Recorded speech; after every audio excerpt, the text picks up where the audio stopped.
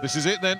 Katie Taylor defending all her lightweight belts. The unified champion making a sensationally fast start against Miriam Gutierrez. And you just wonder how Gutierrez is going to handle this occasion. She's never been in with an opponent of this caliber, and it looks like Taylor has decided knock her out of her comfort zone right from the get-go. She raced across that ring, and she's putting Gutierrez under the cosh inside the first few seconds here. Very fast start. Most of her opponents, Gutierrez, have been novices. She had that European title fight against Sam Smith and the last fight against the Venezuelan Karen Batiz. Other than that, they've all been novices. She's certainly never been in with anybody remotely at the level of Katie Taylor. Taylor looked like she was going to try and catch her stone cold there. So Gutierrez can just regroup, settle herself down again.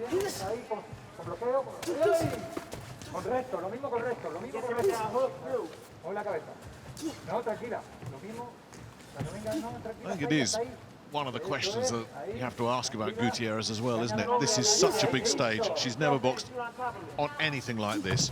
Broadcast live all around the world against one of the great female boxers of all time. She is asking every question a fighter can ask of themselves all at the same time. Body work immediately there from Taylor as well. Just getting the jab going. Very animated in the Gutierrez corner.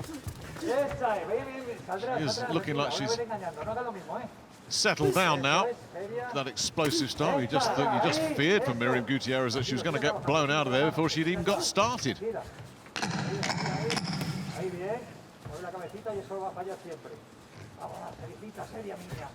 That's nice from Gutierrez.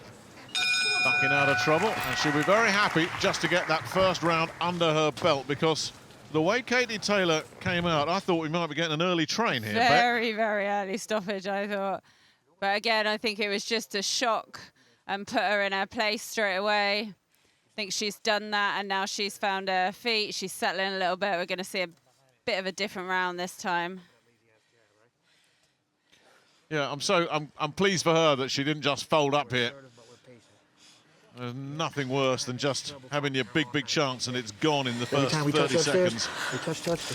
Absolutely, and there is that kind of feeling as a fighter as well when you're in with someone that's so like highly touted. You've got that fear of taking the first few punches, and once you've settled, you're just like, okay, this is boxing. It's just a girl. Second round, round 2. Good point, Beck. How many fighters down the years have been beaten by an opponent's reputation? I mean, Mike Tyson made a career out of that, didn't he? I mean, everybody was beaten before the first bell. And it must be similar for anybody going up against Katie Taylor. You've got to just forget the accomplishments and the achievements and just say, as you say, just another opponent. Easier said than done, of course, but Gutierrez has got through the first round. Survived that whirlwind start. Just waving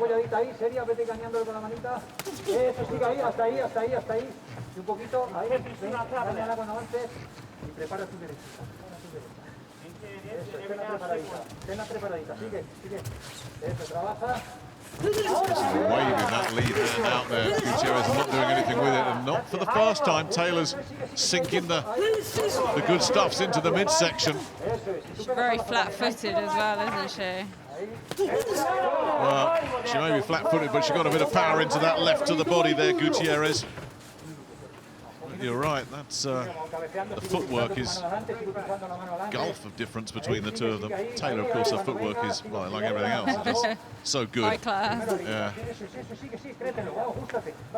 Tough to pick holes in Katie Taylor's technique, that's for sure. And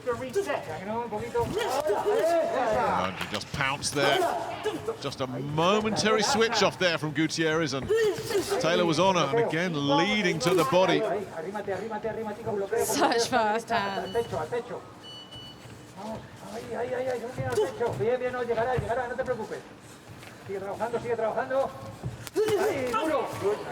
Gutierrez, the longer this goes on, the more she'll feel, well, I've got a chance to give myself an opportunity here, but of course the rounds go by so quickly, you're not winning the rounds. suddenly you're in a bit of trouble. The first 2 rounds have gone.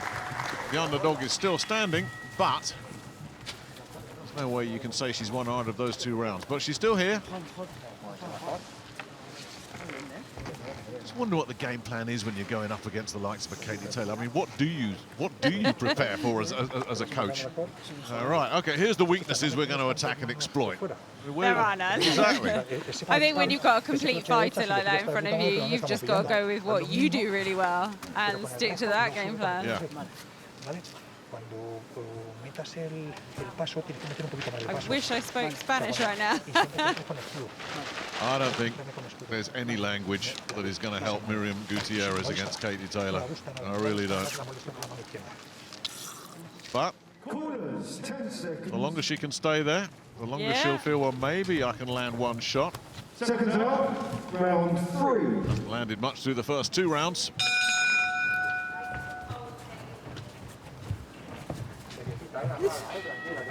A lot of talk about where next for Katie Taylor during the build-up to this one as well, and all that's just been knocked flat by Taylor. And then look, she's going after Gutierrez here. Let's see how tough she is, because this is a real serious attack coming through from the fast hands and the accurate hands of Katie Taylor. Her right hand gets through there as well, and she is in trouble. Now, can she fight her way out of this? Doing the smart thing and holding on.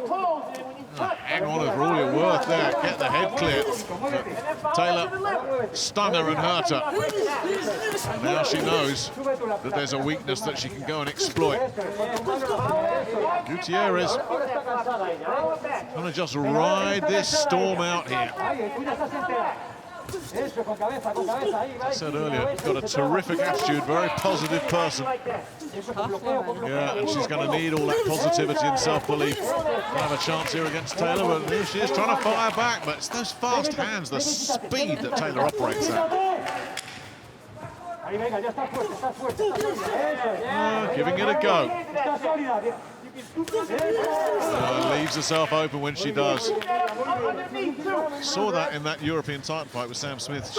She started slowly and built well and finished strongly, but boy, she was open. She was open.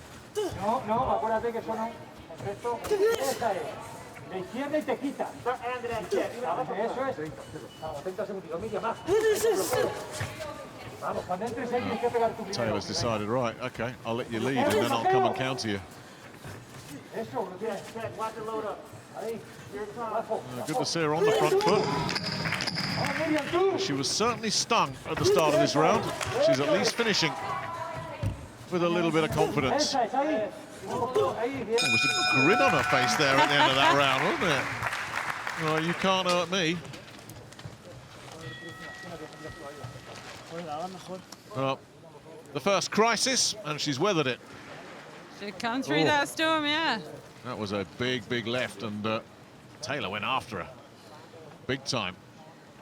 She kept her composure really well. Really, really well. Considering, I think, about 50-odd shots landed then.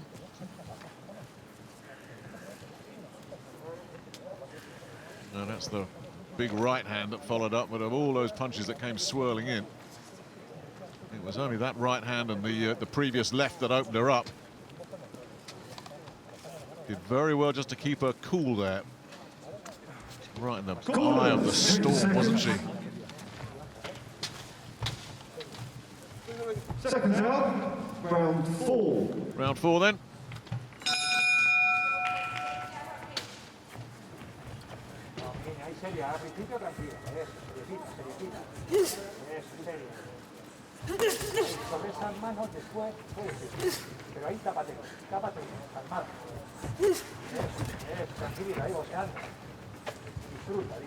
Gutierrez's jab has not really managed to get going at all.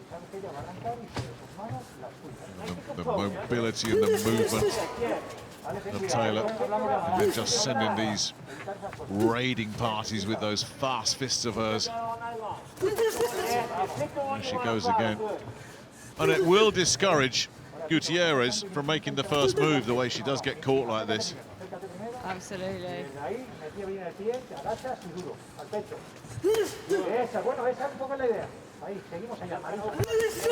Must be so demoralising just to be up against an opponent with such fast hands, lovely body Just shot. seeing all those shots coming towards you as well, just not being able to get out of the way in time. So frustrating. Tough lady though, she's taken some really good shots there. Yeah, well, she is tough. She's mentally tough. She's physically tough. She knows what an opportunity this is for her, and I'm glad that she's putting up a decent showing. She's not winning any rounds, but she's showing what she's made of. Yeah, exactly. She's not been blown out away and completely outclassed.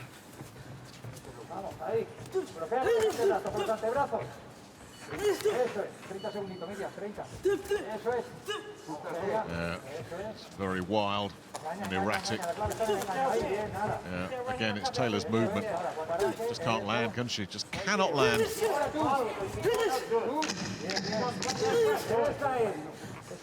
Oh, here she is, stuck in a corner again.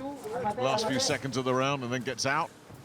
Oh, she's game, but she's on the floor right on the bell. An absolute peach of a combination. The left hand that finished her off, but she was softened up with the right on the belt.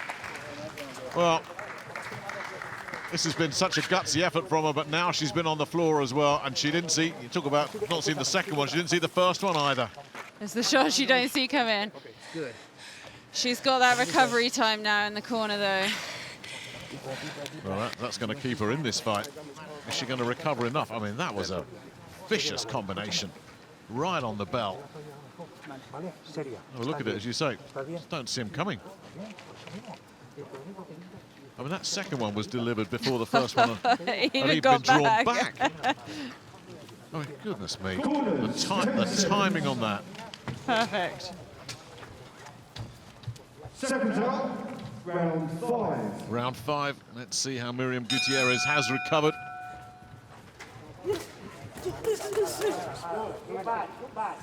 And the assault starts now, doesn't it? Yeah, she's not going to let off, and she's in trouble here, Gutierrez. The resistance is starting to go now, starting to wear her down. She just can't find an answer, and she's in a lot of company in that area. There's a lot of people have been in with Katie Taylor and not knowing what on earth to do. Gutierrez is really finding this tough going. So brave though, still trying to find something, still firing back. But Absolutely. it's a lovely body shot to end that exchange as well. I think she might be finishing Oh, this that was soon. nice. That was nice from Gutierrez. Got the long right hand through. Landed too many backhands. That might just annoy Katie Taylor. Better jab.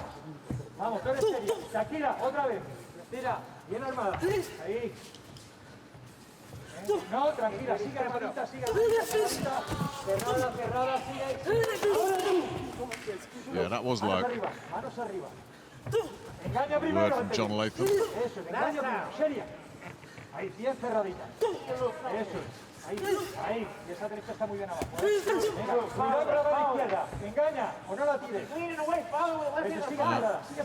She's just trying to keep her off by waving that left hand around and is just not doing anything with it.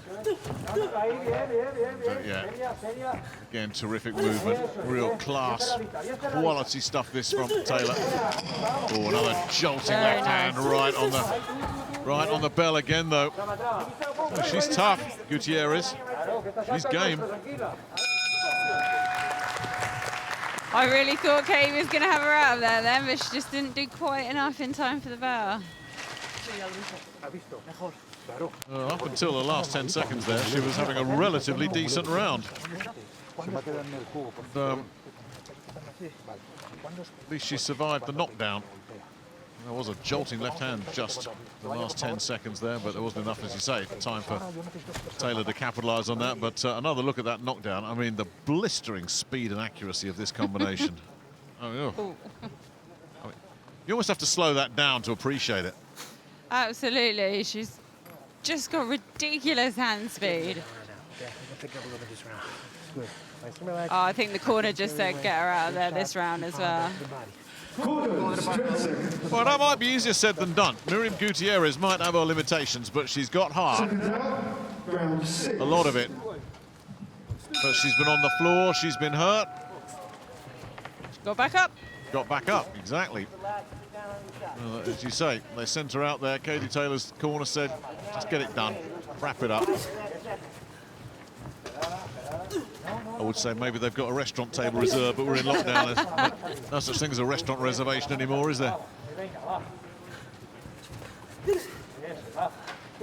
Round 6, it's scheduled for 10. Gutierrez hasn't won a round, hasn't won a second of a round. Has been on the floor, and here she is in that same corner, still taking those left hands. And Taylor really is going for it. John Latham is having a look. The referee is having a look. He's backed away. But here she goes again, and I think she really had, yeah, she's been told, get it out, get it done, get it finished right here. Still Gutierrez, she's cool under fire, I'll give her that. Very composed. Got the body shot in there as well, Gutierrez. Goodness me, this is a brave, brave effort. Got to admire someone who is just outclassed, and they're still giving it everything they've got. You have to respect that.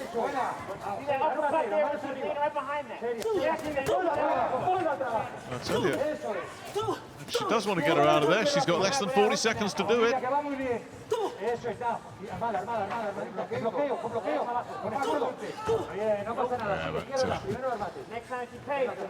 Being made to look very, very ordinary. Taylor's just teasing her now. Oh God, see what you could land, and she can't land anything. Not getting her out of there this round, though. This is the danger time, though. We're down in the last few seconds. This is when Taylor seems to spring to life. I say, though, she did spring to life right at the start of the round and couldn't, as you say, couldn't do it. Couldn't get her out of there. Another round. She didn't win the round, but that's a moral victory for Miriam Gutierrez, because Taylor went out there to get it finished and couldn't do it. Well, I think after this, what we've seen already, you can say Miriam Gutierrez has earned a shot at Katie Taylor. She really has. Look at the punishment she's taking there as she comes back from that. Because Taylor wanted her out, you can tell. Yeah. 100%. I have been impressed with her when that she's been under that barrage from Taylor, that she stays cool. Very composed. La clave está en tu fortaleza, en tus brazos, ¿me entiendes? Ahí aguantando. Goodness only knows what she could possibly do to try and turn this fight around. It's just been one-way traffic right from that first bell when Taylor jumped on it, looked to get her out of there early. Seconds out. Round 7. It's safe to say respect has been earned here. Round 7. She's been under pressure, she's been on the floor, she's been hurt. Miriam Gutierrez is still standing, still proud, still coming back for more. She's landed a few shots as well. Nothing that's given her even a share of a round.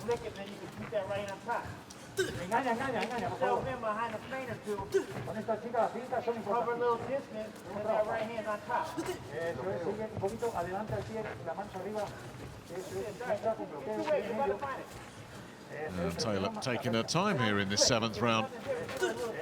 Yeah, just looking to see if she can draw the lead, create the opening, rip in one of those counters, or a counter combination.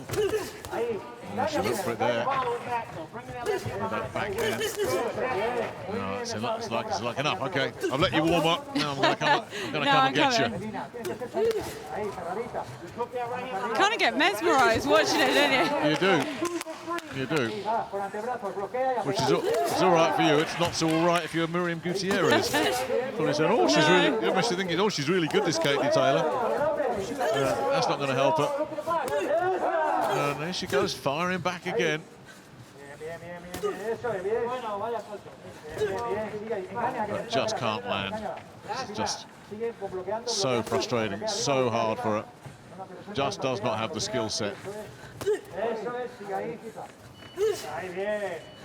And again, there aren't many who do. With jolting left hand again. Nice again. Last few seconds of the round. Well, I think Gutierrez will take this round. Survived any real drama on this one.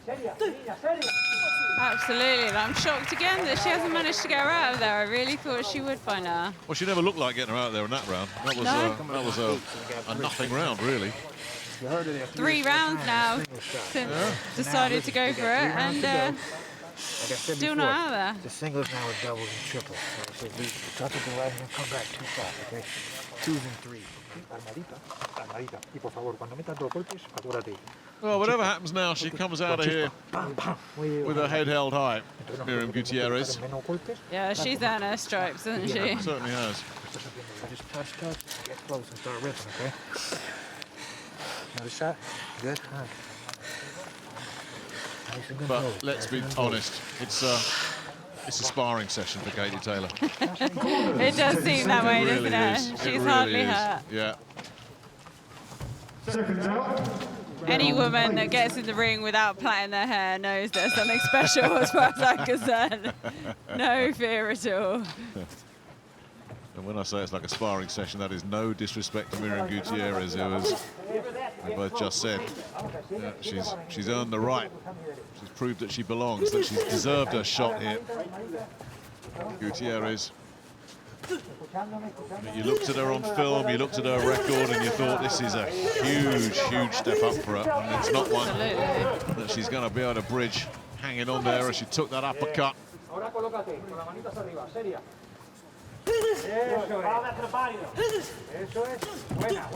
She's still fire back every so often, but that's when she does leave herself open. Katie Taylor's so accurate though, isn't she? She's got that left hook in there. Yeah, those body shots.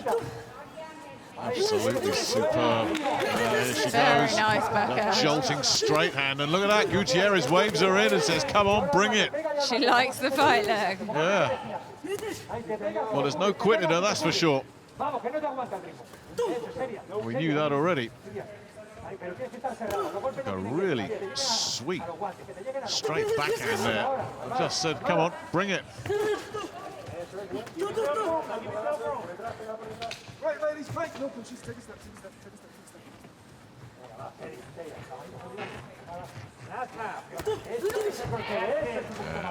take a step. Nice again.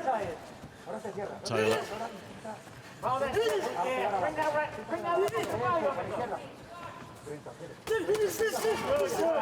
lovely. Taylor might be at the stage of the fight now where she's thinking, you know what? This might go the distance. I've given her a few goes here, and I can't get rid of her. So let's just pace this out. Box nicely, yeah. Yeah, let's just be smart, be sensible. Keep what's mine. I don't think the last couple of rounds she's really tried to push for the stoppage.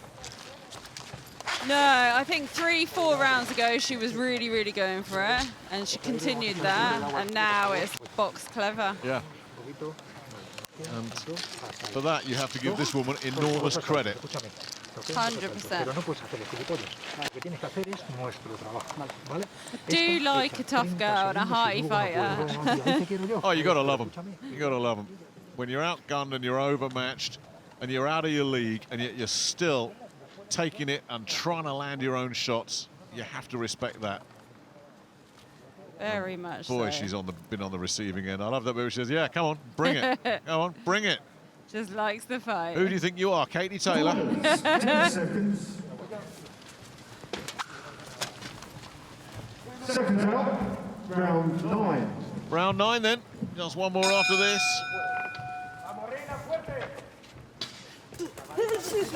Oh, she has come out to get the stoppage. Well, we've seen this before, though. Is she going to get the stoppage is the only question that's left. That was a lovely right hand. If Gutierrez decides to try and go for a tear up here, that might possibly produce the stoppage because she will leave herself open. If Gutierrez decides, I just want to see this out, she might be able to survive, but Taylor's just teeing off on her at the moment. It's a similar fight to the last one in that if the referee did step in, you couldn't really argue. Not that she's in any huge trouble, but she's lost every round, and I don't think anybody wants to see her get badly beaten up.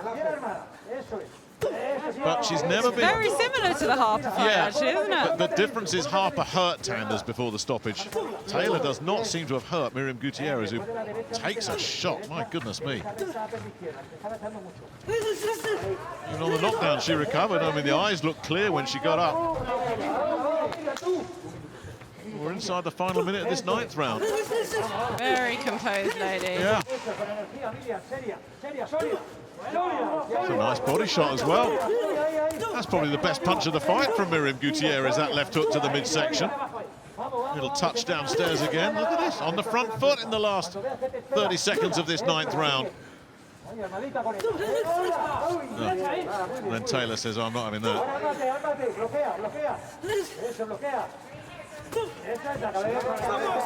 Yeah, got yeah, you can't do that.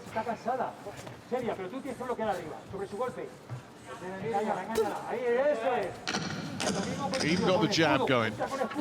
Best round she's had. Yeah, it really is. Yeah. Well, she's got one more round. But she made the distance.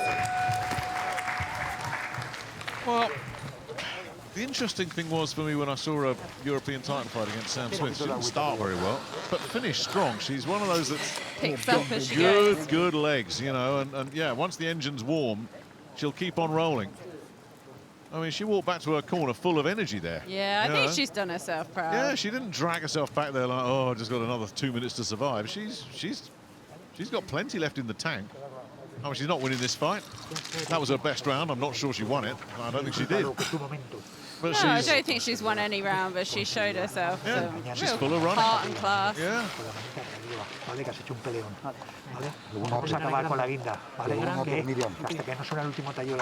Well, if she does go out of here empty-handed, as she almost certainly will, I don't think she should have any regrets. There's nothing she could have done differently here. No, not at all. She should be really proud of herself for this.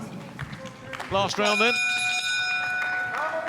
We thought we might have been out of here in the first 30 seconds, but Miriam Gutierrez had other ideas. She's been stung, buzzed, hurt, floored, and yet keeps coming back. Taylor has tried to get her out of there. She really has pushed it and has never really threatened to just break this opponent down. She's got 90 seconds to do it. Yeah, good body work again from Taylor.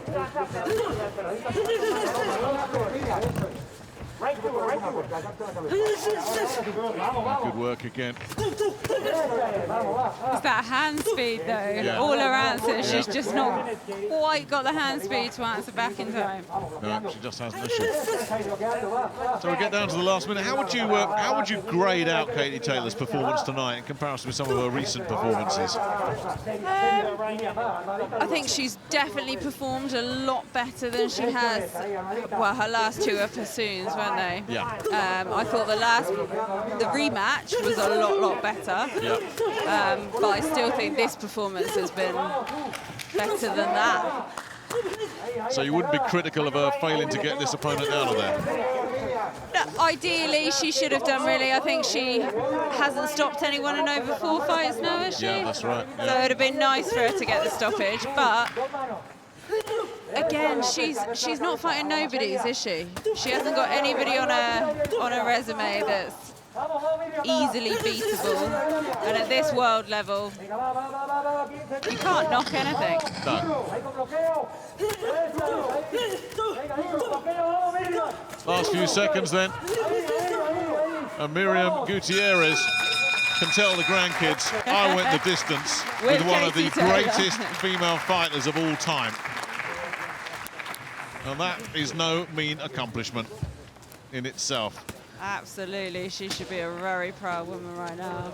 Ladies and gentlemen, after 10 rounds of action here in London, England, we go to the judges' score totals. Bob Williams, 100-89. Mark Lyson, 100-90. Victor Laughlin, 99-91. All three for your winner by unanimous decision, and still the undisputed lightweight champion of the world, Katie A very wide decision indeed. Very different environment, but in many ways, the stakes even higher.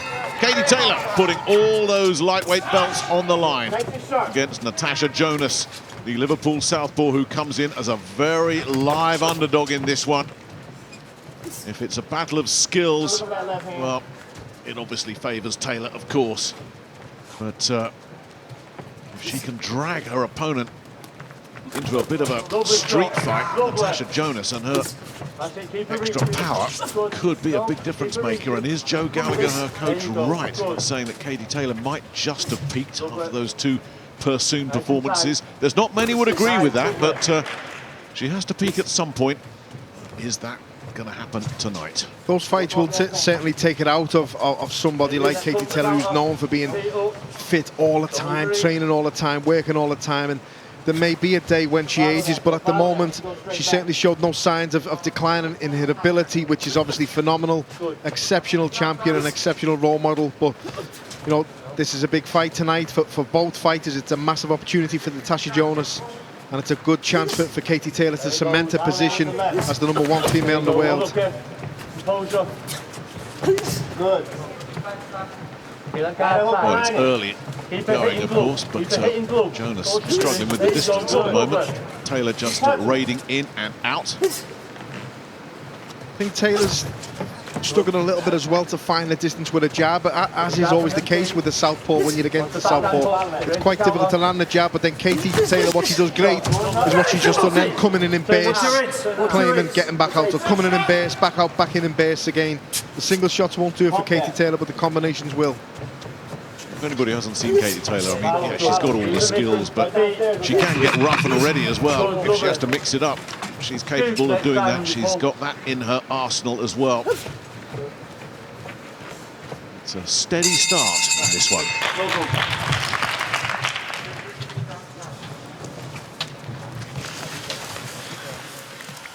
Good, lovely. Good rest. You okay? Yeah. Yeah.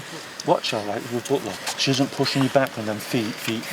And then as she comes in, you're trying to count and she's stepping out. She comes in, let her come out. When she comes in, let the backhand go. Nail her on the way in. As you're going back, she's looking to cop this. Yes, all right? Keep that tight, but lead with that. Counter with that, not with that. All right? Yeah? Yeah. You've got to keep your feet up. Every time you go, she's got to step back that too, but she'll stop then. Then you go again, second phase. Yeah? German? Yeah. All right. Let's keep this lead hand up when you're going back to the ropes. She's looking to come with that hook over. Your roll's lovely, but there's no scoop in it as you pulled. Yeah? All right. Just quicken the feet. Watch the burst, watch the attack. Yeah? Sharp feet. Pull up. 10 seconds, turn, quick with your hands. Joe Gallagher dishing out the adjustments and the observations at the end of the first round. Round 2 then of this 10-rounder. Katie Taylor in the all-black, with all those belts on the line against Natasha Jonas, who a lot of people wrote off after she was upset by Vivian Overnauf, and it wasn't a good performance from her at all that night, but she's rebuilt well, and a lot of people had her beating Terry Harper back in the summer. Some scrap that.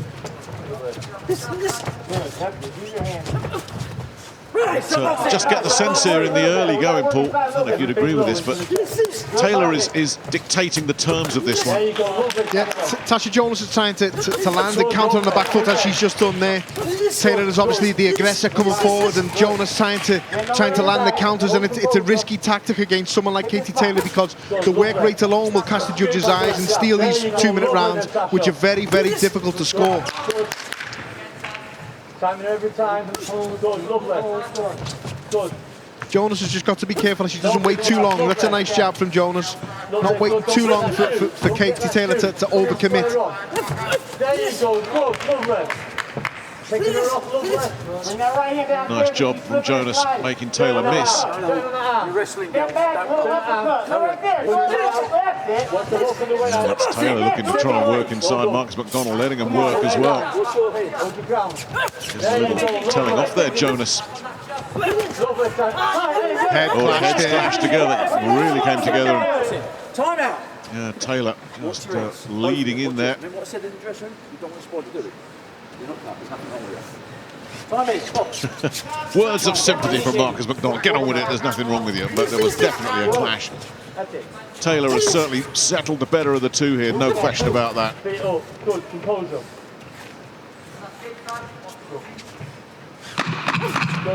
All the action at the moment coming from Taylor, the aggressor. Jonas trying to keep on the back foot, trying to counter as she comes in, but Taylor just proving a little bit too quick at the moment.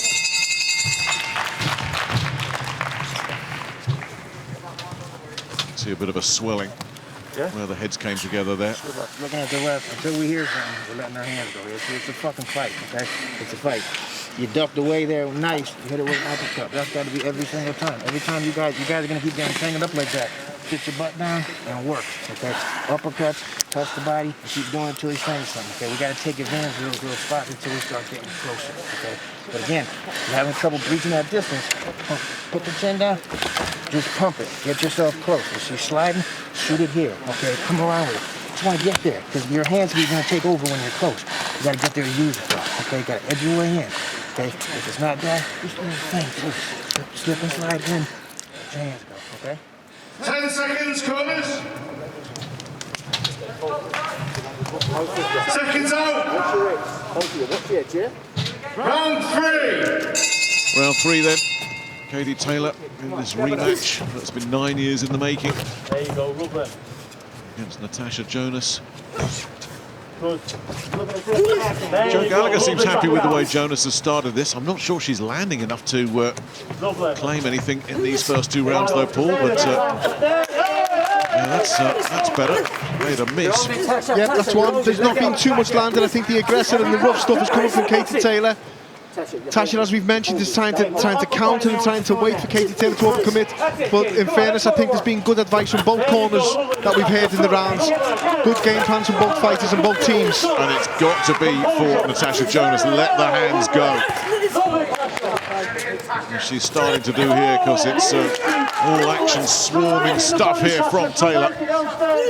Lovely left to the body there from Taylor. See the old tricks there from Katie Taylor, pulling the left hand of Jonas down and banging her with a right hook as it comes in from the side.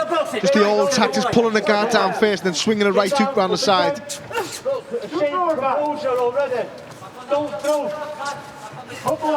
Really doing anything with that lead hand there, Jonas. Oh, the body shot certainly did something, but Taylor's come back. This is not where Jonas can win this fight, though. Up close like that. Bring the backhand through, in play and getting through again. Now, can she make some kind of a dent in Katie Taylor? Jonas has to be sharper and has to be faster. Taylor has the speed. Taylor has the work rate and the speed and the aggression. Jonas is waiting, but she has to be faster and sharper to the punch. Settling into it, though, Natasha Jonas here. After that slow start. Good counter there from Jonas with a right hook. She's all over the place, Tash. It's better, much better from Jonas. Now, she's in it now, that's for sure. Yeah. Coming up soon, our main event, Joseph Parker under new management, both these two. Joseph Parker and Derek Chisora with new coaches, and that'll be a fascinating duel in itself. It's a main event where you can make a strong argument for both guys. And Parker certainly the one with a lot more to lose. Big night for him. Yeah, scoop up the middle. Don't get involved in that. It's a big night for Natasha Jonas, who started to grow into it and settle down. That helped. Good body shots there from Natasha Jonas. You could see the work Katie Taylor did before in the previous combination. 2 good shots to the body herself, and then tried to pull the left hand down of Jonas to belt the right hook in round the side. Seconds out. Round 4. Round 4. Women's 2-minute rounds, and they do fly by. It's surely only a matter of time before they do the full 3 minutes as well. But right now, it's 10-2s. Good right hand just landed from Katie Taylor there. Natasha Jonas has to be careful of not looking too much for the counter before actually blocking the shots that are coming away. Good jab there from Jonas. She took one earlier as well from Taylor.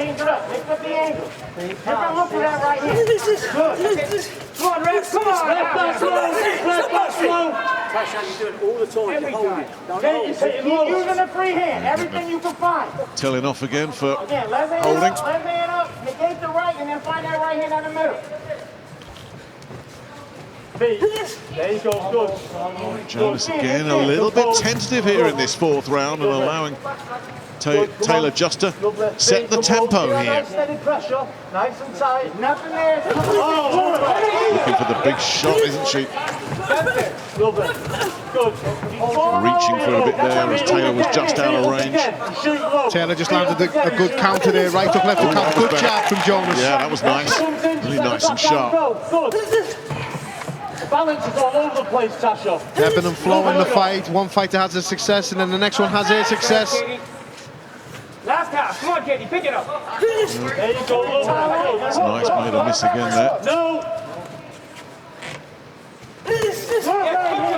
And again, Katie. I think she's waiting too long at the moment, Jonas. Taylor picking Jonas off as she's coming in. Yeah, it's these little raids of Katie Taylor's. They're eye-catching, and then she gets herself out. She's just a little cuffing little left-hand counter there. Yeah, and it's not a new from Katie Taylor. This is how she fights. This is what makes her so effective. She fights in base. She fights at a fast pace, at a fast work rate. And she throws a lot of punches, big volume of punches. And she can work effectively at range, and she can work inside as well. You're touching her with the right hand. You're not letting her spoil shit. You don't understand that this is a 10-round sprint. Just take the jab away from her. I don't want to get hit with any stupid jabs. You're here, there's nothing there. Okay, it's like winky right in reverse. Just put the hand up. She can't jab through you. You know she's going to be looking for back. Okay? And that was that jab you mentioned earlier, Paul. Then you step forward. You just heard the corner saying no more of that. You know, they don't want to see that. They don't want to see Katie Taylor walking into shots like that because it will be good tactics from Natasha Jonas's corner. When she begins to set herself for that lunge, just fire a jab out there, stop it in its tracks. If you don't stop it in its tracks by hitting it in the face, you're going to land on the gloves or the elbows or the chest or the torso. Seconds out. Round 5. Round 5 already. Katie Taylor's array of belts on the line. And this one can. Natasha Jonas Just a little roadblock there. pull off the upset and claim them all. Nice work. Nice and relaxed. That's it. Stay on top of the jab. Take that away. Nope. You can't find it. Right. Struggling to land clean here in this 5th round. Fascia styles. You can see Taylor wanting to open up when the back's to the ropes. Just trying to outwork Jonas, who's looking for the bigger power shots. There's not as many coming from Jonas, there's more coming from Taylor, but the power lies with Taylor.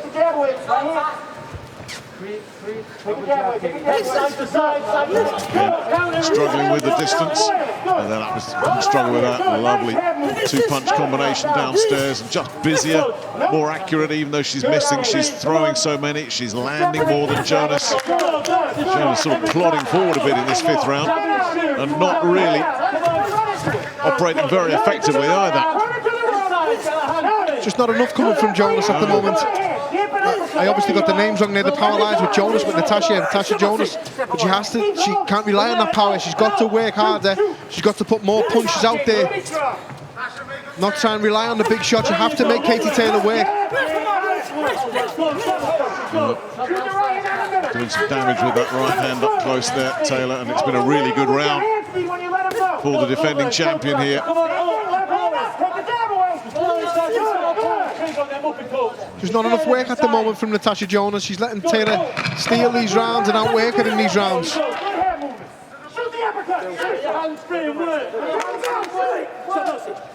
For me, as we reach the midway point of this one, Paul, she's just not been able to impose any kind of game plan on Katie Taylor. Whatever they've come in with, it's just not working for them at the moment. No, I agree. I think Natasha Jonas, judging by the advice that I can hear, and judging by the way she's trying to carry out and implement that game plan, she's waiting to try and counter Katie Taylor. But as a result, you're letting Katie Taylor have her own way a little bit too much, and there's not enough work coming back from Natasha Jonas for that. Katie Taylor, I think, is doing well. Is probably sticking to what she's been told to do, and the game plan that they've worked up in the gym and she's landing and outworking Tasha Jonas at the moment. When Tasha Jonas sat down at the end of the 3rd round, I heard the same to Joe Gallagher, that's 2-1, and I agreed at the time, but the last 2 rounds have gone to Katie Taylor, just on work rate alone for me, and the fight's slowly but surely slipping away from Natasha Jonas, and they need to come up with something else now. Well, Natasha Jonas surely has got to try and find a way to slow down Katie Taylor, make a dent in her, force her back, because at the moment it's not a classic performance from Taylor. We've seen her much, much better than this. But it's been effective through the first 5 rounds. Nice little counter downstairs as well from Taylor. The big swinging left hand came in.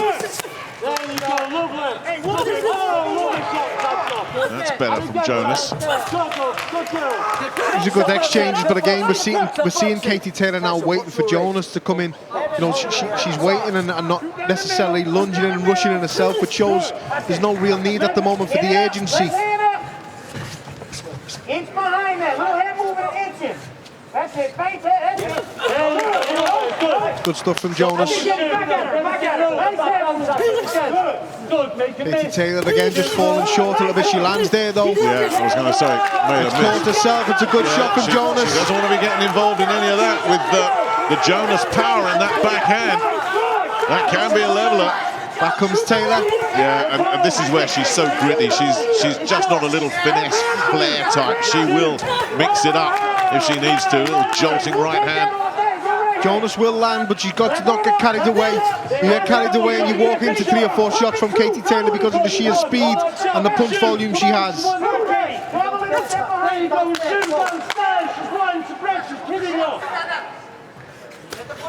Good jab from Jonas. Good left hook, right hook from Jonas. Yeah, followed it up with the right hook. Very nice. Disguised it and landed it beautifully, but back comes Taylor again. Yeah, she's so good at just... If you get the initiative, she's so quick at taking it back off you. Another telling off there for Jonas, who's been on the receiving end of a few words from Marcus McDonald tonight. Well, you heard Joe Gallagher say that's another round you've won there, Tasha. It was better. When she's shooting off like that, though, she's good. That's when you sit down, put it to the body, okay? Don't go head hunting when she's... I think the more eye-catching shots in that round were from Natasha Jonas. See the feet getting tangled up there, typical orthodox and southpaw coming together. Good jab there from Jonas, followed by the right hook. Good round for Jonas, but she needs more of that now. She needs to really put a foot on the gas. Okay, gotta just keep pushing the pace at this point. She's trying to punch with you, she's trying to match you, and I get now hustle, okay? Keep taking the jab away. Now she lunges in, looking for backhands. Meet her with the right hand. Meet her. She's going to keep doing the same shit. You're taking this away. That's all she's got. Okay. Meet her with the right hand. Let's go. Come on. Seconds out. Round 7. Round 7. Can Natasha Jonas build on that little platform that she created for herself in the 6th round?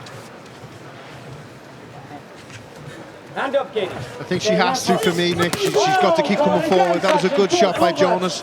Taylor come back with her own combination. Good body shot. Nothing in there, Natasha. Nothing in there. Landing the backhand to the body beautifully there. Picks a lovely shot there. Jonas finds one herself. There's been a lot of swinging and missing in this fight as well. Yeah, that's nice. Yeah, set up nicely with the jab. Encouraging, but can she build on it? She's really I just feel she's got to just go through the gears here now, Porter. Just keep this pressure on. Win these rounds clearly if she can. Yeah, I'd like to see more work from her, more work rate. Taylor obviously is leading in that department with the work rate and throwing more punches and more output.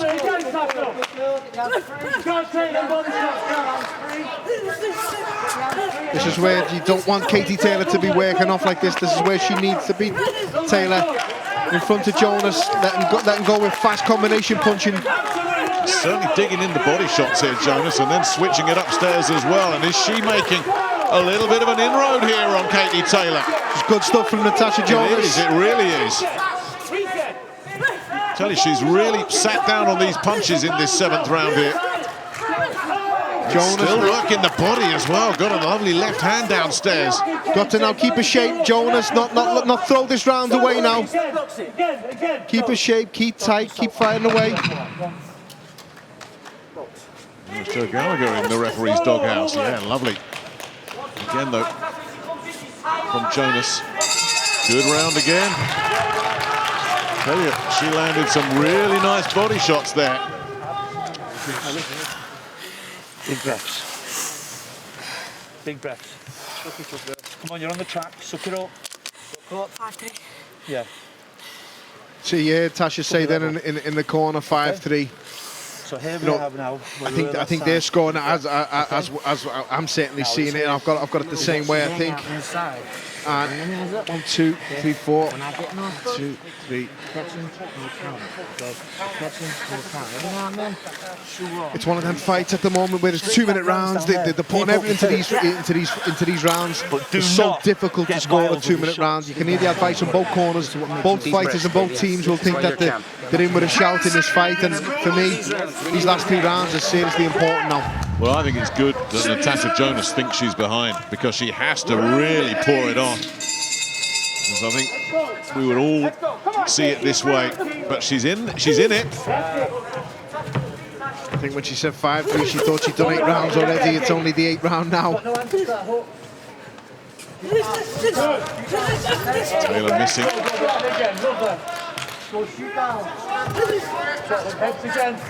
The heads come close there again. Yeah. It's difficult when you've got an orthodox and a southpaw. Obviously, you're going to get head clashes. You're going to get the feet tangled up as well. Good footwork there from Jonas, just taking them steps back to nullify Taylor's attack. Just couldn't follow it up though as Taylor backed away, got out of range. Oh, it's, who can judge the distance now? Who can land the cleaner shots? She's had a bit of success working downstairs, Jonas. That's a nice spell from Jonas. Good body shot there from Jonas after a great attack from Taylor. And this is where she's having the success. But it goes back to what you said earlier, Paul. She'll land 4 or 5, Katie Taylor. Okay, she takes one back, but she's landed so much. Oh, a nice jolting, swinging left hand there from Jonas. And Taylor takes it well and comes back. Jonas's head there. Yeah. She had a lot of success and she's just been hit with a right hand from Katie Taylor. Just stiffen the legs a little bit of Tasha Jonas. Comes back with a right hook. This is a great round. Nice and tight. Shot. Good. Bringing the backhand into play again there. Effectively, Jonas. Taylor working her own left hand. Effectively there. Good. Hit the spaces, Tasha. This has been, you take your shots, I'll take mine. It's been a much better round for both of them and a much harder round to score. Come on, shoot.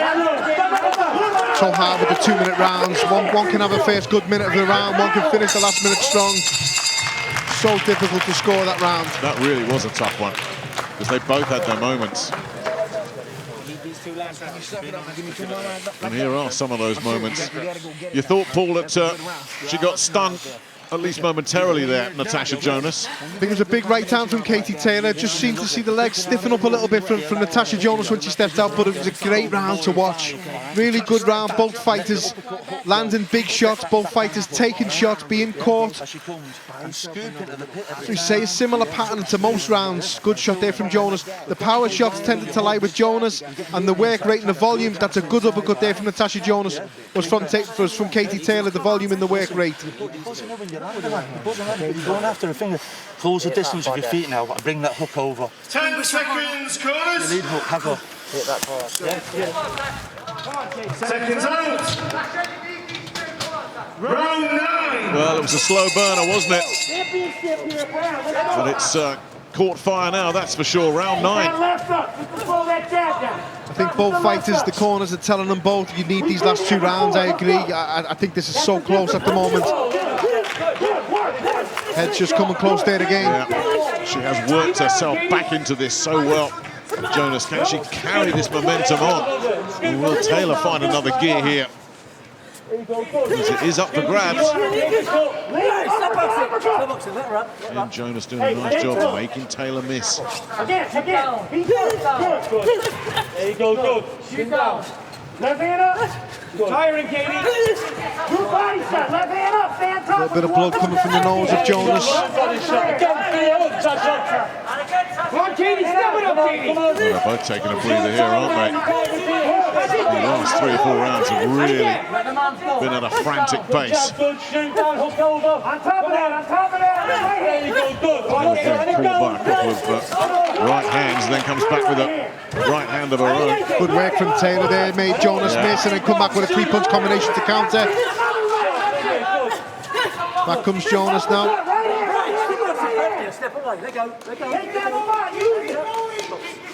Big bump on the forehead of Natasha Jonas. Well, I think that came from that early head clash as well. There's another typical Katie Taylor raid.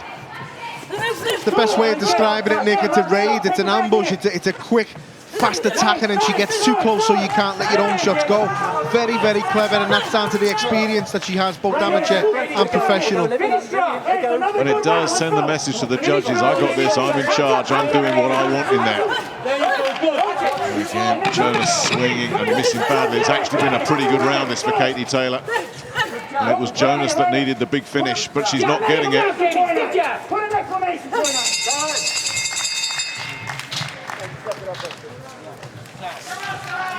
Another good round, we're going into the last round. Okay, the last round. Watch your shoes. Yeah, a lovely right hand there. I think Taylor really just put a bit of distance between herself and her opponent in that last round.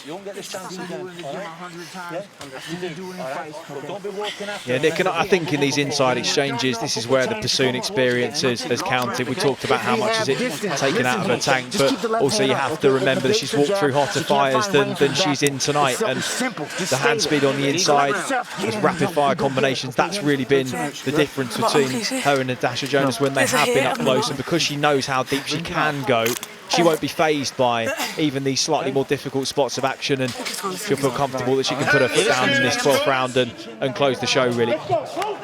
Good fight, though. Really good fight. Seconds out for the 10th and final round. Katie Taylor's 12th world title fight.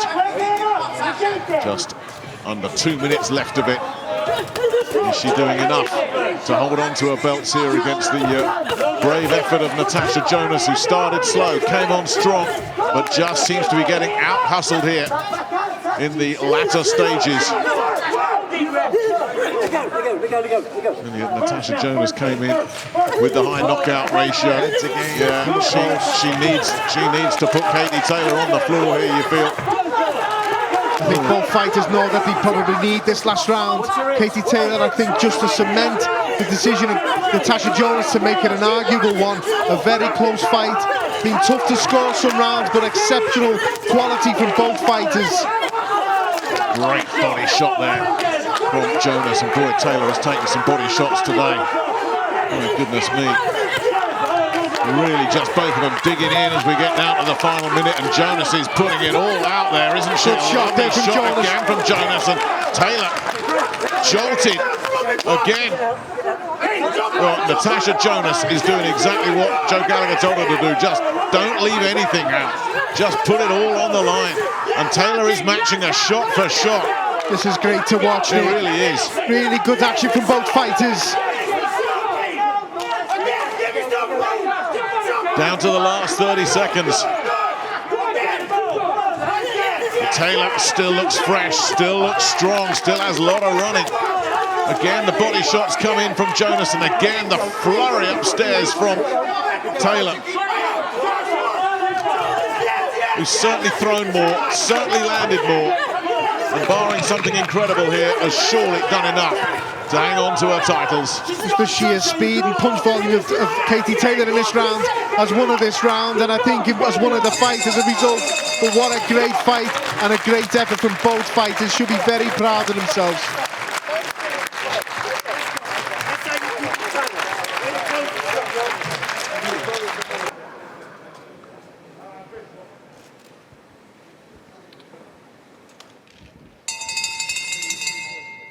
Ladies and gentlemen, after 10 rounds of action here in Manchester, England, we go to the judges' scorecards.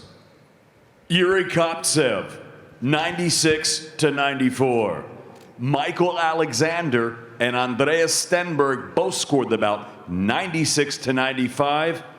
All three for your winner by unanimous decision. She's still Katie Taylor gets it, but my goodness me, those cards were close. Two of them just 1 point in it. Yeah, just 1 point, close fight. As I said, great effort from Natasha Jonas and a brilliant effort from a great champion. Featherweight world champion.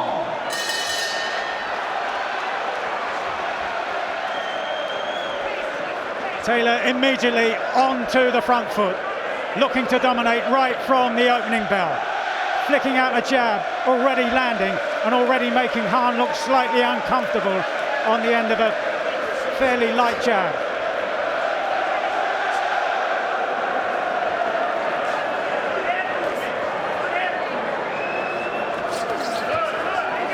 Taylor slipping inside the jab of Hahn and trying to land the left hook to the chin. Really looks like she means business tonight.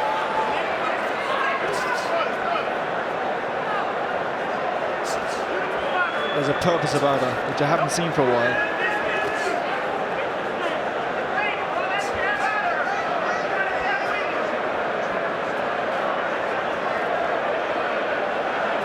Hahn, like Granados, his experience, knows the way around the ring and how to buy herself time. Good right lead from Hahn. Yeah, we talk a lot about the amateur pedigree of Katie Taylor, but Jennifer Hahn had around 100 amateur contests as well, beaten 3 times in her professional career. But as I said earlier, won the world featherweight title back in 2015. She's from a very well-regarded boxing family in Texas, Jennifer Hahn. Her brother Abraham was a very, very good light middleweight contender. And her father has a background in boxing and mixed martial arts, so she's grew up in the sport. Yeah, there was a documentary made back in 2014, Humble Spirits, a fighting family, all about the Hahn crew.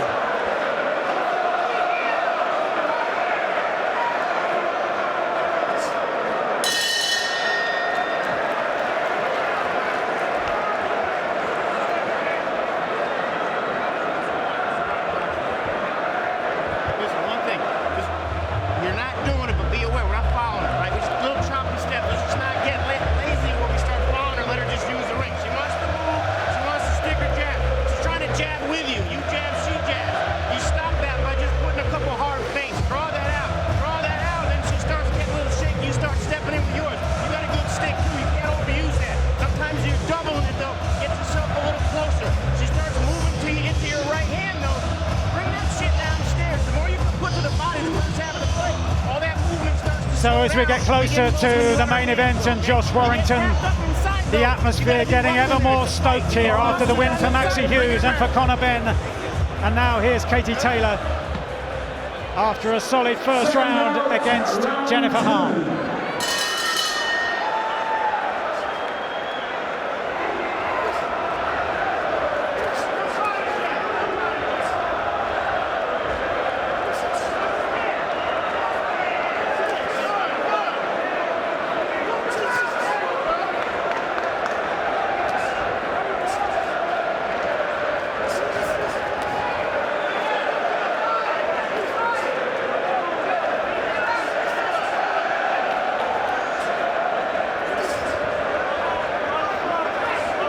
Ross Ennemate in the corner was asking Taylor to draw the left-hand lead there of Hahn and make her miss and then make her pay.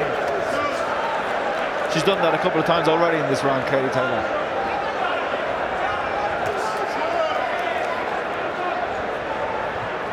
Not much to choose from in the first round. You could argue that Hahn landed the best punch in the round.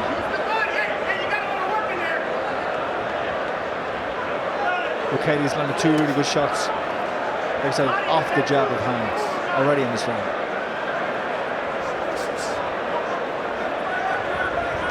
And already into the second minute of the second round, signs that Taylor is going to have to work for her openings here.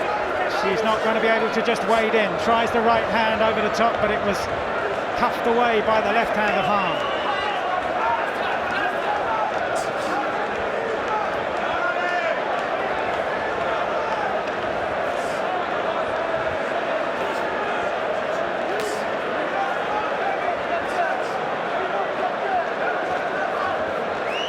Taylor just not quite finding her timing at this stage. Yeah, her distance, her control of the distance looks to be a little bit off, and her timing looks to be a little bit off. But that's the movement of hand. You know, hands rarely in one place for any amount of time.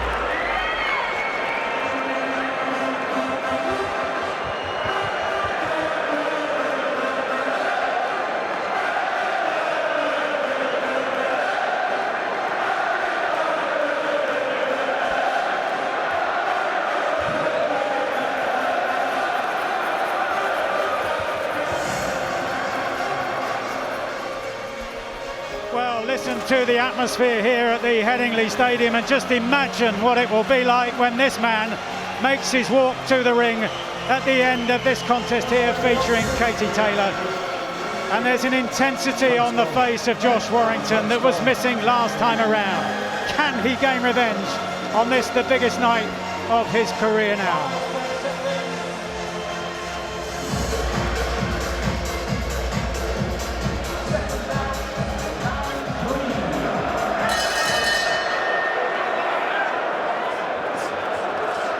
So Katie Taylor then looking to build some rhythm, to build on her timing and to land with solid successes and with frequent successes. But Jennifer Hahn has been managing to read a good deal of what Katie Taylor's been doing so far. Solid shot to the body with a left hook to the chin. That's better from Taylor. Then a follow-up with a jab. Smarter start to this, the third round. She's looking to punch with Hahn now.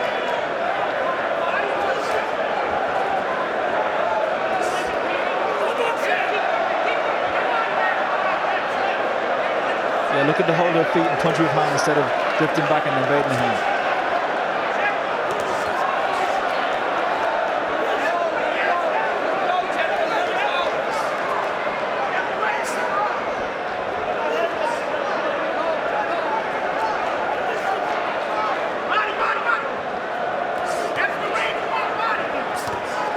Hahn in the brightly coloured shorts,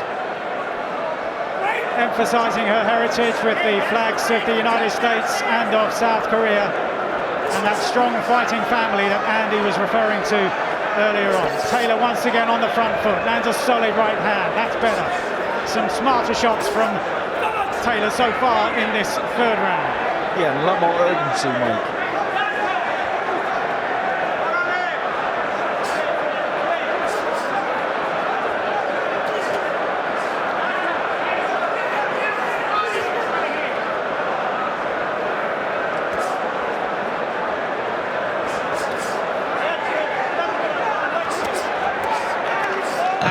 Gaining the confidence to move on to the front foot at the end of this round.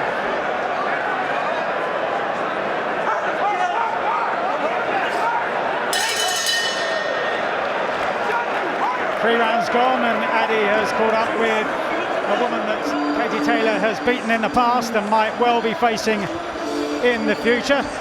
The undisputed world welterweight champion, Jessica McCaskill. We are ringside with Jessica McCaskill. Jessica, how are you seeing the fight so far? The fight looks good. Jennifer Hahn's trying to give her a little trouble, a lot of space. Katie's searching for it. She's reaching. She can't reach.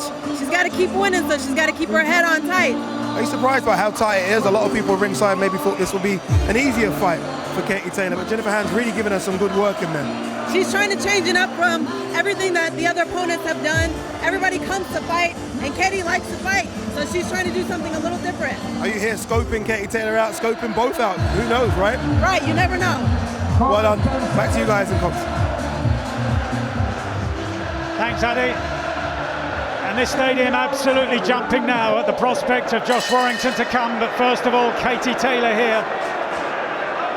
Good work in the third round, her best round so far, but Jennifer Hahn is posing problems in terms of finding the openings.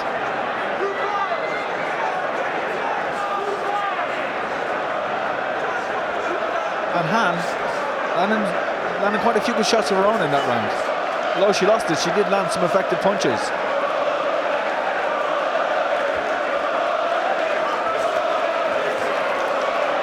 Content to work on the back foot is Han and trying to make Taylor miss on the way in and then flicking out the jab.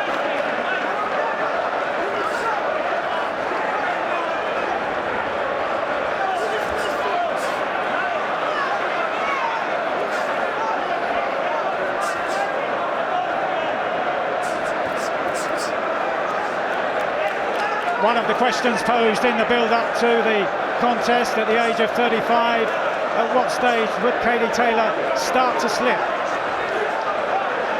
She laughed away the suggestions and said that she's still got much to do in this sport that she's graced for so long. She's been really clever with her jab, Katie Taylor. Good right hand. When she jabs, she moves her head off the line. She moves her head to her right. So there's no fear of getting caught with a jab while doing it.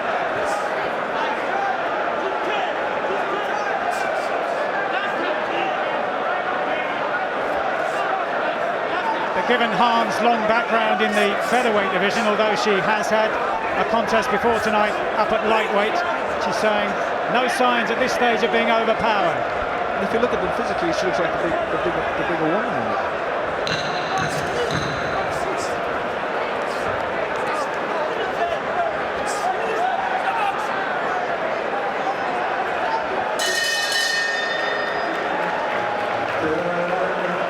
It's scrappy stuff. And in a 2-minute round, it's very hard to establish any real rhythm.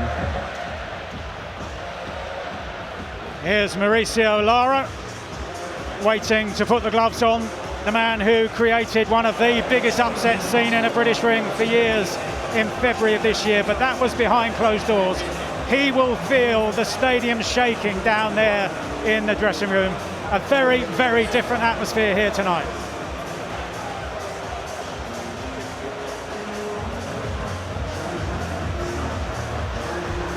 Katie Taylor getting through with a solid right hand there on the back of an equally hard jab, which set up that overhand right.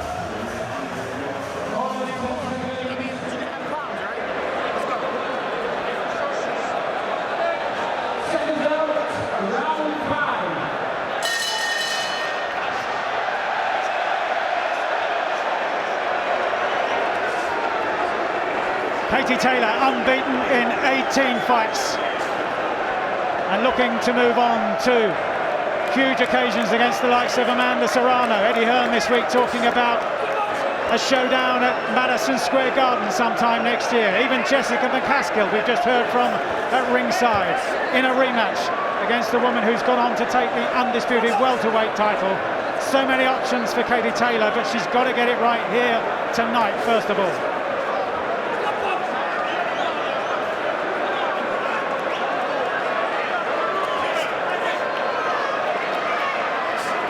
Mike, you're right. This is a potential banana skin. Because Han is a smart fighter and is picking her shots well. But so far, Katie's just one step ahead of her. She's jabbing better than her, and when they punch at the same time, it's Katie who comes off the better in the exchange.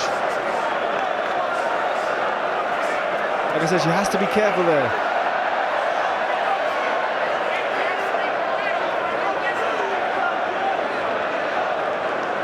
45 seconds to go in round 5, heading towards the halfway stage of Katie Taylor's 13th world title fight in a career that's only 19 fights old as a professional.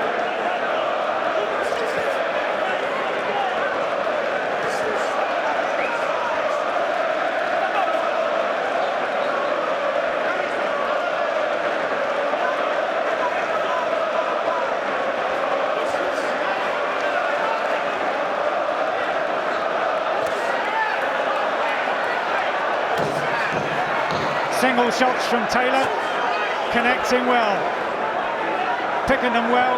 The single jab, the single right hand, and then another single jab, and again. Brilliantly picked by Taylor at the end of that round, Andy. Yeah, and it just might have nicked it the round because I thought Han was winning the round up to that point. Do that all day and play with her. She's showing her class spots, all right? in terms of a better technique and went when Hannah's advancing. I'm gonna tell you, you gotta bring this shit to the body. You touch with the right hand, go downstairs. Well, She's never not gonna fighter. listen. She don't like it. When you guys get tied up, though, listen. When you She's get here to tied win. up, She's showing some real ambition, you know. like, take a second where you relax. Just sit me back a little bit. Right up the middle. Just give her a little bluff, like, hey, I'm not gonna be the guy going to the side. Right up the middle, okay? Take those It's very hard shots. for anybody here to establish a real rhythm. You good?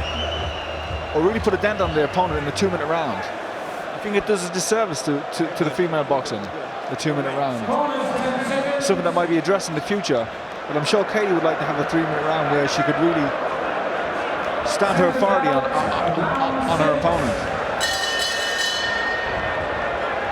And that's been a long-standing debate in women's professional boxing. The WBC in particular are very anti-extending the length of the rounds. They say there's medical evidence that potentially it would put the women in danger the longer the fights go on. Good left hook from Katie Taylor to start the round. Ross Animate, her trainer, in the corner, telling her to lean back and try and make room for a whipping right uppercut.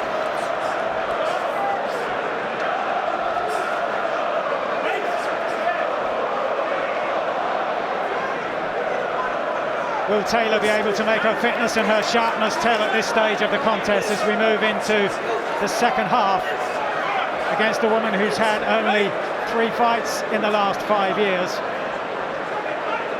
and who earlier this year gave birth to her second child, and she said that a lot of her training in the early stages was about weight loss and therefore might be at a disadvantage as the contest wears on.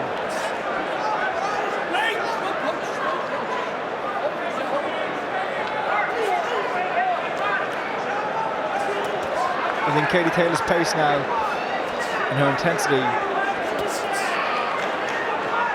is just setting her apart. And Hannah's really finding it hard to live with Katie Taylor at the moment. Noticeable how Taylor is having success with those single shots, whether it's the straight right hand over the top or a stiff lead left jab. Rocking back the chin of Hahn time and again. And Katie's punching off the brakes. Whenever there's a break in the action, Katie comes straight back with shots, while Hannah's still trying to reorganise and reset herself. Katie's punching.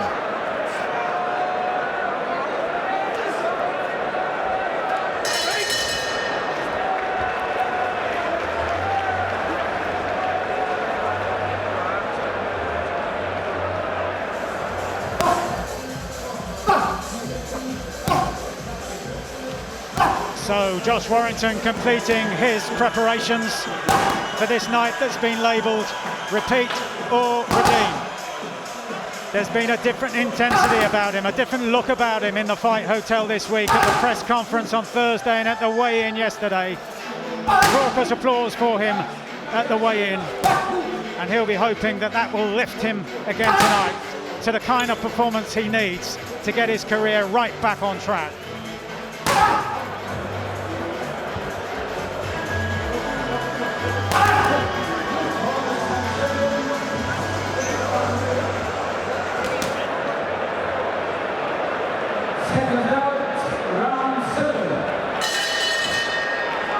And those images you just saw also being played out on the huge screens above us here at ringside as the crowd eagerly await the appearance of the local hero, but also here watching one of the greatest, if not the greatest, female boxer ever to lace on a pair of gloves. She flicks out the left hand again, does Taylor, into the 7th round of a scheduled 10 against Jennifer Hahn from a fighting family, and she's shown terrific fighting spirit so far tonight. Often known as a counter-puncher, but she spent a lot of time on the front foot here, and Taylor has been able to pick her off with straight shots, but at other times has been really made to work hard for her openings.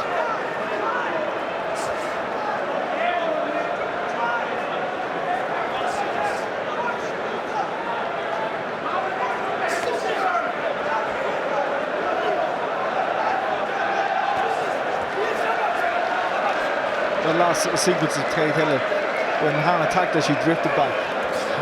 Hahn attacked her, she drifted back. And then when Hahn attacked her for the third time, she took half a step back. She didn't drift back and countered with a good sharp right hand.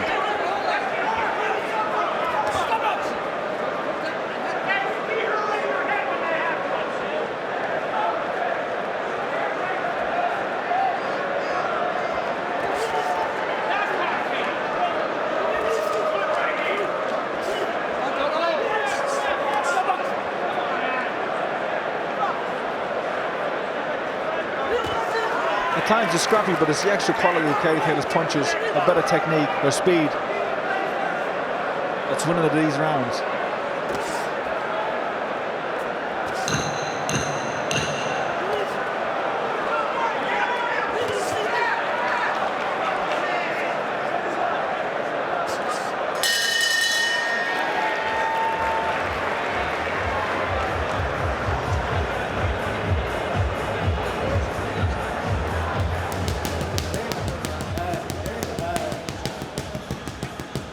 As the image of Lara appears on those screens I was telling you about, high above our ringside position, so the boos ring around this Headingley Stadium.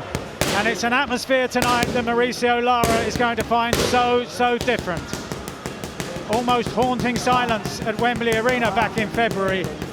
But tonight there will be a hostility that he hasn't faced. And here's Warrington now, trying to lighten the mood in his own dressing room on a night when he is trying to get his own career back on track.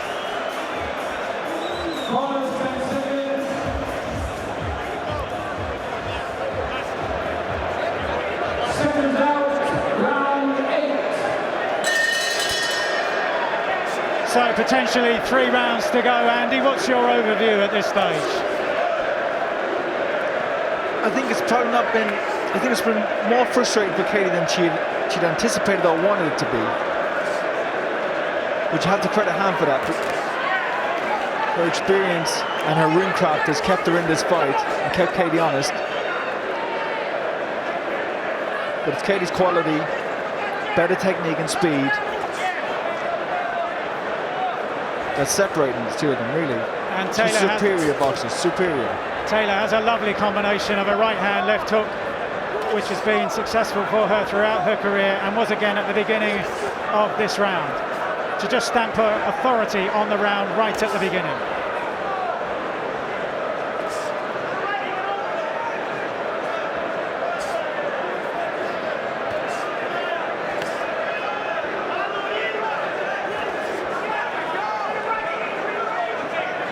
Marks appearing beneath the eyes of Han. She does have prominent cheekbones, but starting to show the signs of battle here as we move into the second minute of round 8.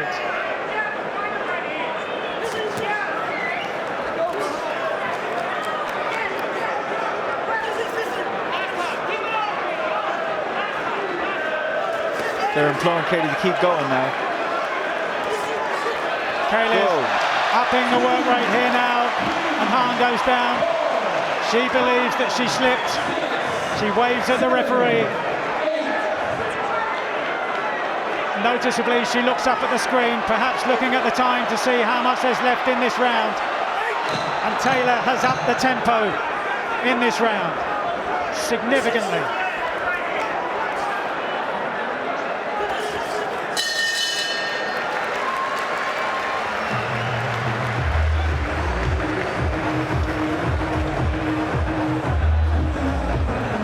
He's at ringside with Ebony Bridges, who won earlier on the card. Ebony Bridges, obviously a good win against Malise Gangaloff. Yes. Firstly, how do you assess your performance in your hand? How's your hand doing? It's very painful at the moment. I'm like trying to be positive that it's not broken, but yeah, it's pretty painful at the moment. So we'll see. I'm gonna check it out later on. How do you see this fight going on behind us between Jennifer Han well, and Katie you know, Taylor? Katie just dropped her. She's trying to say that it looked like Han was saying that it wasn't a knockdown, but look, it's a rough fight for Katie, I think. But I see her winning it still. I don't see it too close, but yeah. And finally, the atmosphere in there. 20,000 in there. It's incredible, right? Incredible. I couldn't believe it. Even when I walked out a little bit earlier, like, you know, all the chanting and stuff is amazing. Yeah. Certainly is amazing. Back to you guys.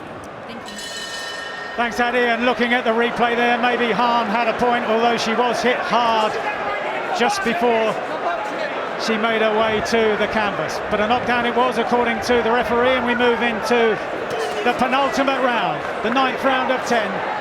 Katie Taylor in her 13th world title fight, and she's really starting to put on the pressure now, ramming home the punches, in particular with that right hand, the ramrod, straight right hand. She's trying to throw it over the jab of Han every time. She's trying to override the jab with the right hand and then come back with a left hook. Been impressed with Katie Taylor's jab in this fight.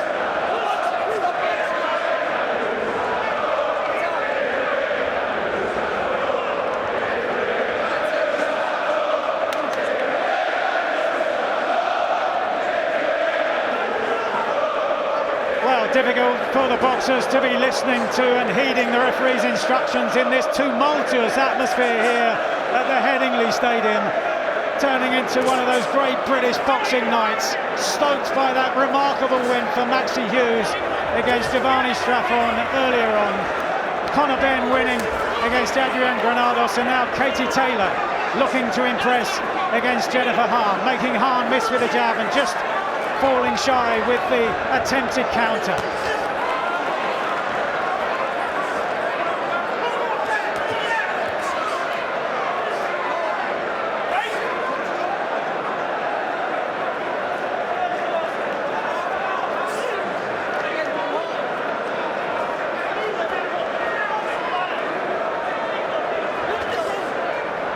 Katie Taylor's clearly winning this fight, but you can still see her desire to try and get a stoppage here, or win every second or every round.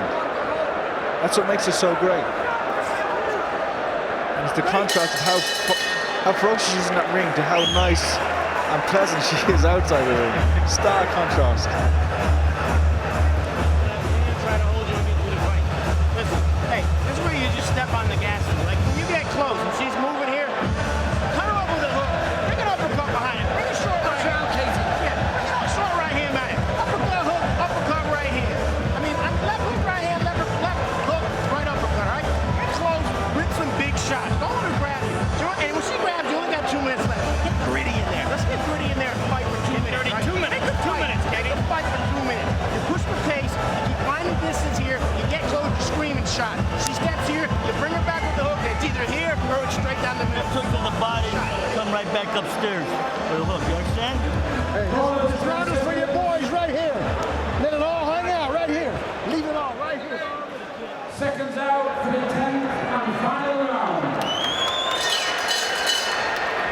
The last instructions there from Louis Burke, who did work with the world super middleweight champion Austin Trout in the past, said let it all hang out in there, give it everything in this last round, he says to Jennifer Hahn. Whereas Ross Ename saying push the pace to Katie Taylor. The last round of 10 in this fight for all 4 lightweight world title belts. Taylor has been producing much the stronger punches in the last couple of rounds, and they're varying the trajectory to the body and then to the head. Crunching left hook lands on the jaw of Hahn, but Hahn has been so strong in terms of resilience throughout this contest so far.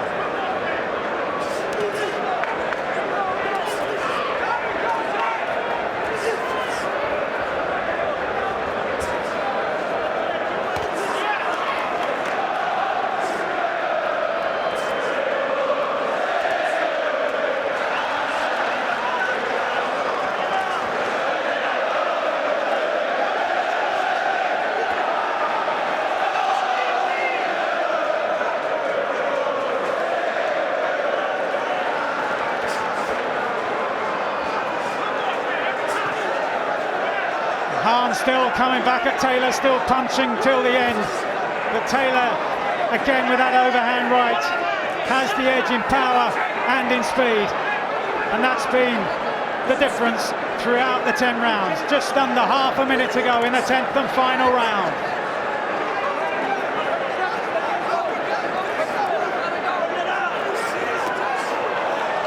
Brilliant finish by Taylor. Can she find the home for that left hook before the final bell?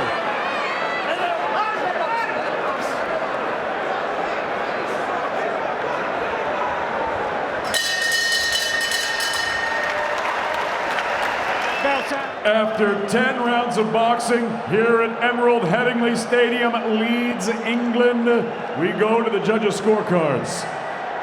Phil Edwards, Leszek Jankowiak, and Luigi Boscarelli are in agreement, 100-89. All for your winner by unanimous decision. She's still undefeated and still the undisputed lightweight champion of the world, Katie Taylor. dangers presented by any opponent at World Championship level. Second out, round one. And so into the 20th fight of her professional career for Katie Taylor. 13 of those previous 19 have been world title fights. Much more experience than her opponent tonight, Firuza Sharipova. So proud to be representing her native Kazakhstan, just as Katie Taylor is representing Ireland. And Taylor looking to land the right hand in the early stages to make her speed tell.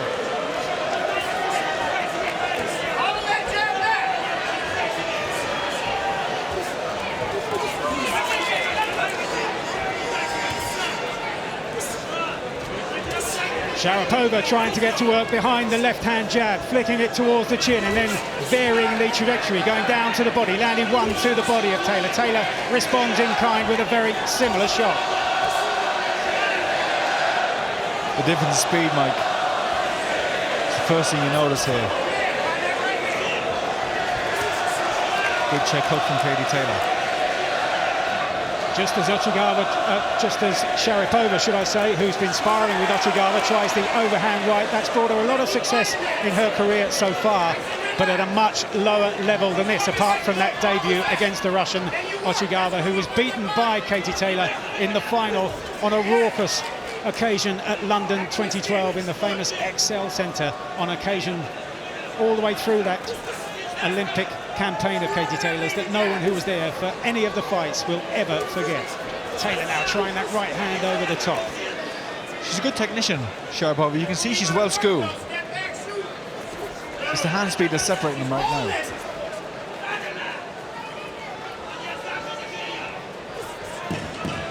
Taylor just sliding back and making Sharipova miss with that intended left-right combination, and again Sharipova falling short, and that could be one of the keys to the contest here. Slightly apprehensive with some of the work that she was doing.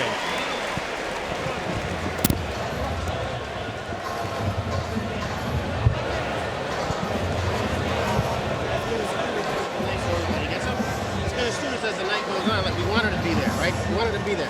We just got to get a little busier, right? We got to start touching her up with our own jab, okay? When she starts getting lazy with her, that's sit on one when you come back with a right hand. If it comes up short, just keep stepping to her. But when she tries to hold like that, when she's trying to hold us, that's when, look, that's her trying to just get back to distance. No, sit back, start making it rough in there. That's where we got to turn it into a fight. It's a fight. We're getting rough in there. But again, she's in front of him and she wants to trade with her. Your hand speed's going to beat her 10 out of 10 times. She got no hand speed. She wants to sit there. Let her sit there. Catch and shoot. Catch and shoot. Follow it back.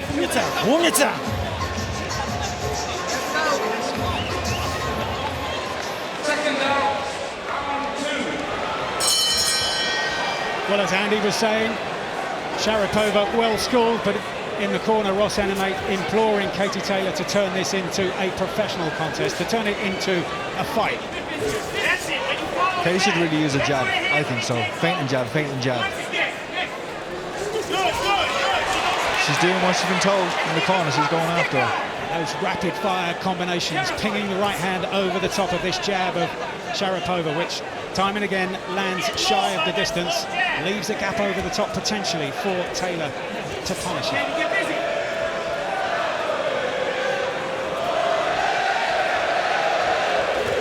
Good right hand for Katie Taylor in the exchange. As our coach was saying, 10 out of 10 she'll be there when they tried him because of the hand speed. But Sharipova, oh, good right hand from Sharipova. As I said, just about to say, she's dangerous. She's well positioned. She's set. Katie Taylor's not making a move of feet to unsettle most her. of the action happening right there in the centre of the ring. Taylor did try the right hand to the body and follow up with the left hand to the chin. This time she gets through. Applause from her corner. And Katie's got to be careful when she's pulling out of the exchange that she doesn't pull out high with her head. Jabbing to the body from Sharipova.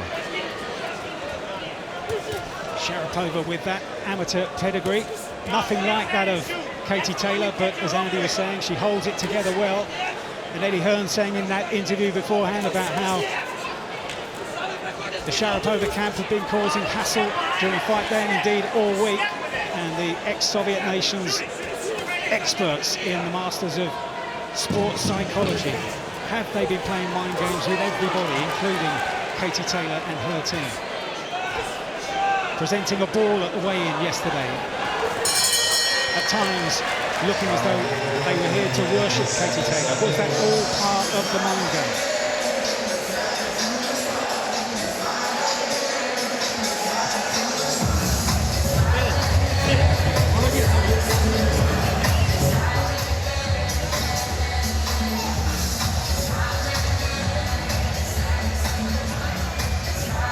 Both of them are getting high with their chins in the exchanges. Both of them are open. They're pulling out. Both of them pull out high. None of them have. Neither of them have a low exit after they punch. So they're open to counter punches. Nice and relaxed, just a little busier. That's it. Got some? Deep breath. Let's go. Nice. Follow it, You begin. Nada. Seconds out, round 3. So Katie Taylor being asked to increase the tempo in the corner and to try to impose her class, her experience, her authority on the contest as we move into the third round. 10 rounds of 2 minutes in duration for the undisputed lightweight championship of the world. And Sharapova showing confidence in stepping forward and varying the shots. Good left hand from Katie Taylor. Opens up then to the body. Credit to Sharapova, she took it well and comes back immediately with her own.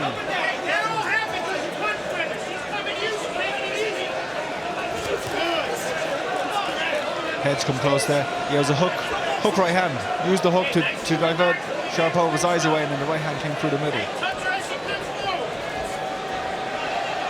Sharapova responded well, and Taylor now looking to use her speed and her greater accuracy as Sharapova again tries that looping right hand over the top. As I said earlier, it has brought her success in her professional career so far, and Taylor was just caught by that shot there as she in turn tried to throw her jab. 8 of her 14 wins for Sharapova have come inside the distance and now creating some angles, making it difficult for Taylor. Taylor goes forward with that left-right left combination. It's kind of the signature combination for Taylor. But Sharapova at times is reading the combination and seeing those shots coming, although not always in position to counter. I think Katie's trying to set her up now a little bit. Set her up for a right hand there, which is just trying to draw Sharapova on.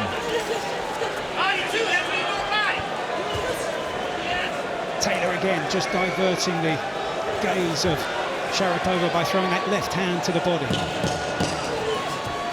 Closing seconds of round 3.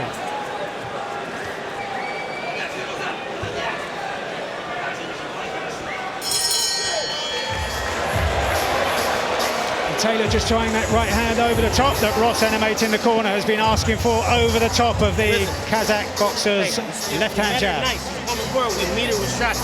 All we got to start doing now is, right, we're 3 in, we're nice and relaxed, we're nice and composed.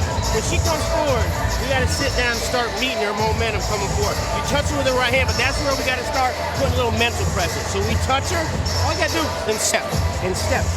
She gets hit, she backs up. That was a left hook right hand from Katie there. She followed up with a good body jab. Sharapova, in fairness, came back, responded well. Left hook right hand. And then she goes to the body with the left hook. Sometimes Katie Taylor rushes her work a little bit. You know, she has great hand speed, but sometimes she tries to be too fast. And that's pretty much what Ross Enemate was saying in the corner about timing those shots and waiting for Sharapova to press forward and walk on to, in particular, that right hand. He's asking Katie to play a risky game because in doing that, she runs the risk of getting caught herself with the right hand because Sharapova is looking for that punch, just like that. And she throws it really well over the left hand of her opponents and almost got through with it there, and now trying to match Taylor for speed in that latest exchange on the inside. And it seems that Sharapova is growing in confidence here. This is her first world title fight. It's a much bigger occasion than any that she's faced in her career as an amateur or professional, and maybe just growing into the occasion.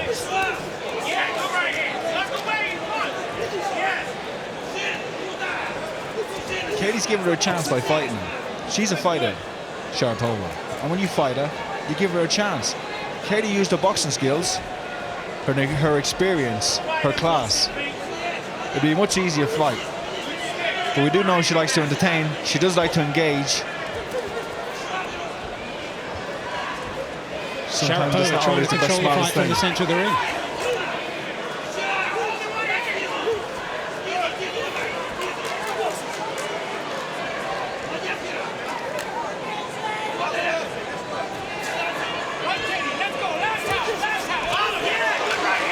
That's a better right hand from Katie Taylor, but once again, Sharapova fired back. Are you thinking at this stage, Andy, that Katie Taylor is having better successes at medium and long range and therefore needs to just step back from these exchanges? Yeah, I don't think there needs to be as much as a rush or as much desperation from Katie. She could box this and win it comfortably.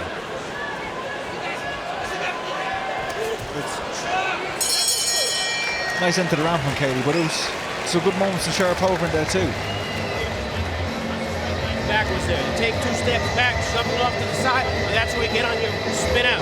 Let her miss, start over, right? Don't run out of room. Don't let her take the chance of following you right there, all right? Take a deep breath, take a sip. Katie, she landed a good shot in the end, but she started her attack from so far out. She has so much, and then her opponent gets a chance to set herself. She does land, but right, Sharapova comes right back.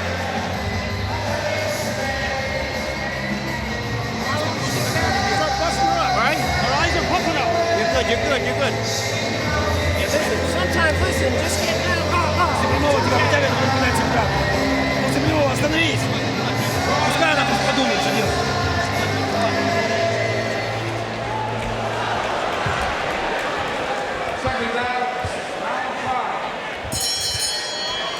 So we're heading towards the halfway stage of what's becoming a fascinating contest here, and Katie Taylor is really having to think, really having to work for her successes here against 27-year-old Firuza Sharapova of Kazakhstan, who during the week has spoken of her affection for Katie Taylor and has often been doe-eyed in looking at Katie Taylor at the various set-piece events, the press conference and the weigh-in, but showing here that although she's got respect, she's a long way from being overawed. Right hand over the top from Katie Taylor gets through, and there's damage to the eye of Sharapova. When she turns towards us, we'll get a better look at it. Darren Barker's scorecard there. All square, 2 rounds apiece after the 4 completed rounds. Sharapova has that damage by the right eye, damage beneath it, and it looks as though there might be some damage above it as well. We'll get a closer look at that in the corner at the end of this round. We're halfway through round number 5. It's actually becoming real scrappy here, and a lot of holding and clinching. Difficult one to score, and as Darren has been telling us alongside us, 2 rounds apiece after the first 4, and that's a much better performance than many would have expected from Firuza Sharapova, and she hasn't looked at all out of place here. She hasn't looked overall or overmatched, but that was a good right hand from Katie Taylor. That is one of the best shots, if not the best shot so far of the contest for the Irish champion. Yeah, just before that she landed a good right hand left hook.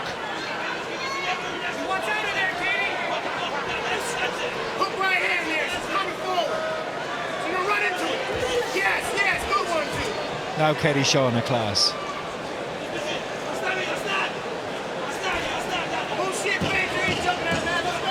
Last few seconds of the round, an apprehensive attack from Sharapova. Yeah, she's not as... I think she can sense Katie trying to counter her. Well, let's get the thoughts of Ebony Bridges at ringside with that.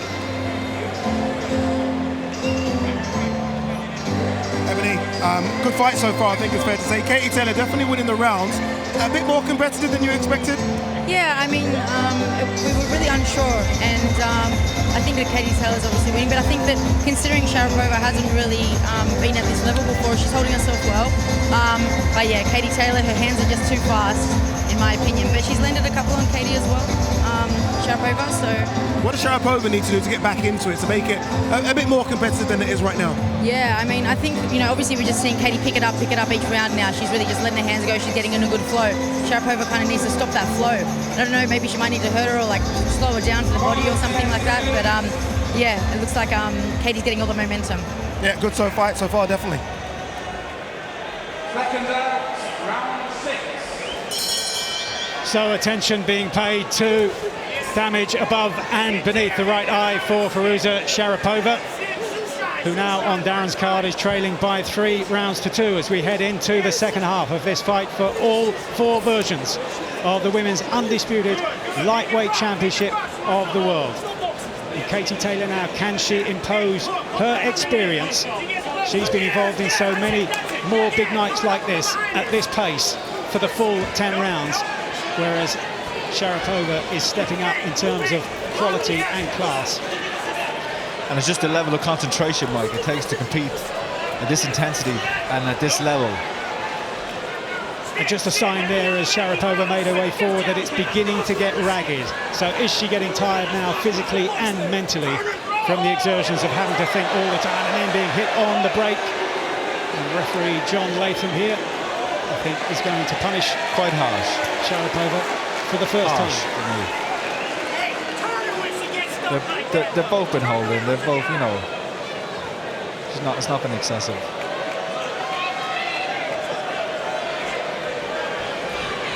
How will she respond to that? Will that fire up? Or will it demoralise her? And Katie Taylor goes to work on the inside. She landed a terrific left hand to the body, having slipped the jab of the Kazakh boxer on the inside. And this is maybe now where Katie Taylor can start to assert. She could use her jab a lot more. She starts her attacks just like that from so far out. They're easy to time. She's giving Sharapova a chance every time. She should use her jab to set these attacks up. Last half a minute of the 6th round. Clever work by Katie on the inside. When she's holding, she's getting the free hand and she's been able to use it on the inside.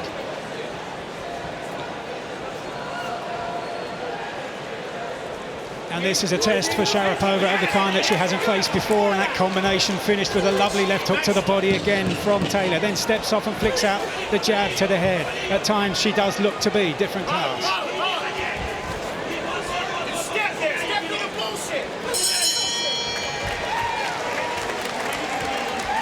And now we can have a look at where the cut to the eye of Sharapova came in the previous round.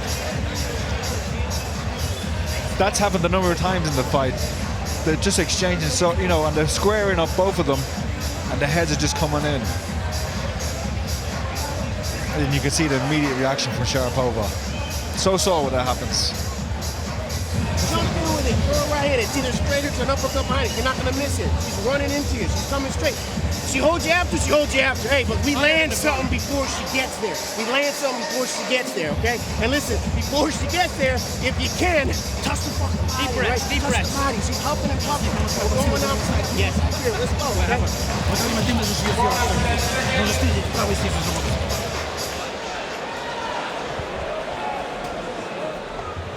Second out, round 7. Intense concentration on the face of Katie Taylor, taking in every word in the corner, every word of advice. And that advice is that Sharapova is starting to tire. It certainly is a test beyond anything the Kazakh has faced in her career so far. And Taylor in that previous round landing to the body particularly effectively. Left hook at the end of that exchange from Taylor was a solid shot to the chin, but again, Sharapova takes it well.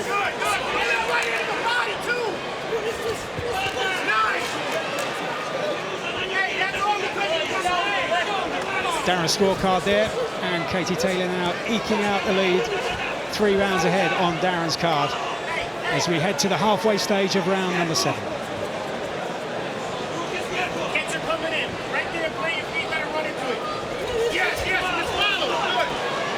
Falling short there again, Katie. Just use a jab or a feint to close the distance a little bit. And if one of the objectives for the foreign fighter is to quieten the home crowd, then that's certainly what Sharapova has done here, but without having outstanding successes of her own.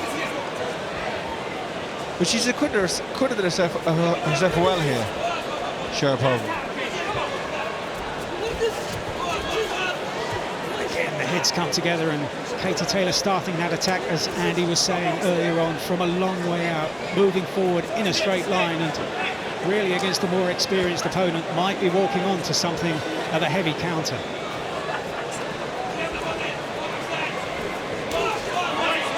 Nice job from Katie. And again, that left hand of hers is such a potent weapon, and you really get the impression that could be effective in breaking down Sharapova here in this late stage of the contest. Just over 2 rounds to go.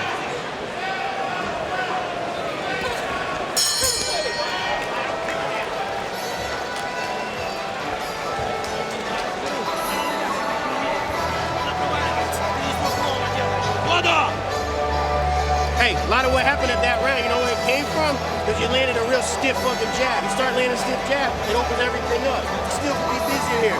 Touch her upstairs, you pop her head back, and then again, I'm telling you, you can't miss it if you throw straight right hands to the body. She don't want that, but it's gonna just make her look down. You're gonna start finding shots that you.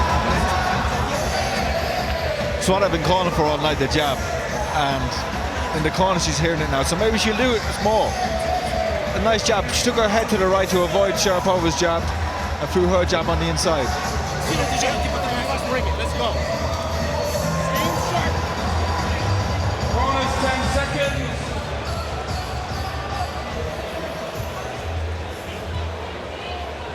Seconds out, round 8. So 3 rounds now for Katie Taylor to build on her authority in this contest, getting behind that left-hand jab. It was so potent in that round, but not used often enough, according to the trainer in the corner, also asking for a straight right hand to the body. Instead, Taylor leans in with a left hand to the body. Didn't quite land with the effectiveness that she had it planned.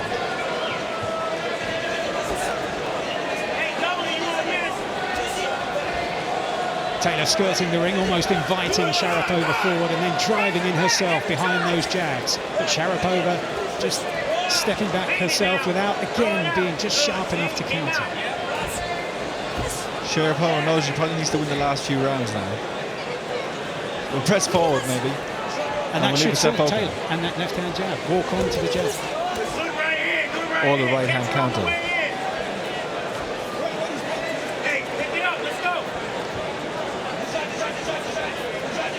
Into the second minute of the 8th round. 10 2-minute rounds. All 4 of the lightweight world titles at stake here. They've been held by Katie Taylor for 2.5 years as Sharapova gamely tries to get herself back into the contest here. Taylor made to miss once again.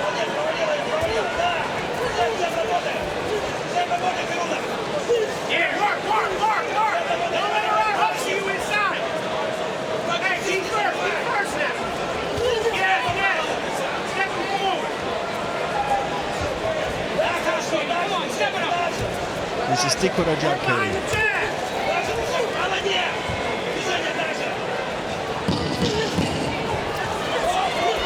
Well, Taylor's been out of range, out of distance with much of what she's thrown in this round so far. And still finding it really difficult to absolutely nail Sharapova. Hey, the jab was good, but we didn't do nothing. We didn't do enough behind it. All right, you're giving her chances to work off it. You got enough? Hey, 4 minutes left. We got 4 minutes. Listen. When you touch her up with that jab, don't let it be for nothing. Touch her up, step, and work behind it. You see, you throw 2. What did she do? She went back, and you got her right hand, another jab off it. Right? Keep doing it. You can't miss with it. This is where you gotta just bite down and say, I'm gonna be busy. I'm not getting out busted by this fucking girl. Bite on the gum, too slow. Too slow. You're better at everything with it, right? 2 more rounds. I just want to step on it a little bit. I don't want to leave any doubts. We're gonna be busy. We're gonna be busy, and we're gonna be pumping it. Right in there.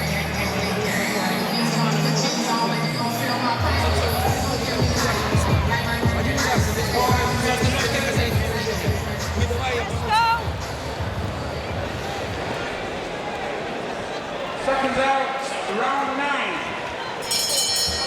Well, we don't want to leave any doubt is the message in the corner of Katie Taylor, and that previous round was given by Darren Barker to Firuza Sharapova, who's acquitting herself well here in her first world title challenge. She lost her pro debut to the brilliant Russian Sofia Ochigava, but since then she's been on a long winning run and stepping back again and making Taylor miss with that forward on rush in a straight line. Not much variety from Taylor. Easy to guess from Sharapova, and she's doing that. She's reading it.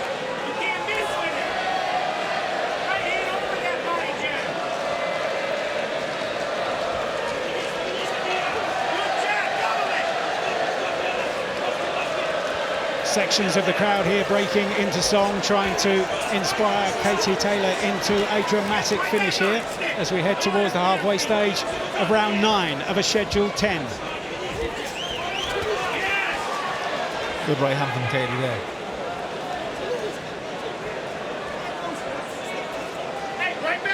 But any chance of a follow-up smothered by Sharapova on the inside. Another left hand lands from Taylor.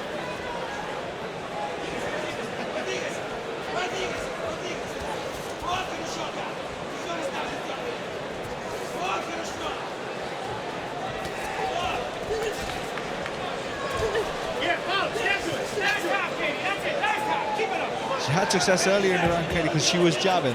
She's just slightly gotten away from the jab now again. And has fallen in. Again, allowing Ochigava to guess what's coming. Some of it is telegraphed. And the Kazakh is plenty capable of making her miss, although not always in range to make Katie Taylor play.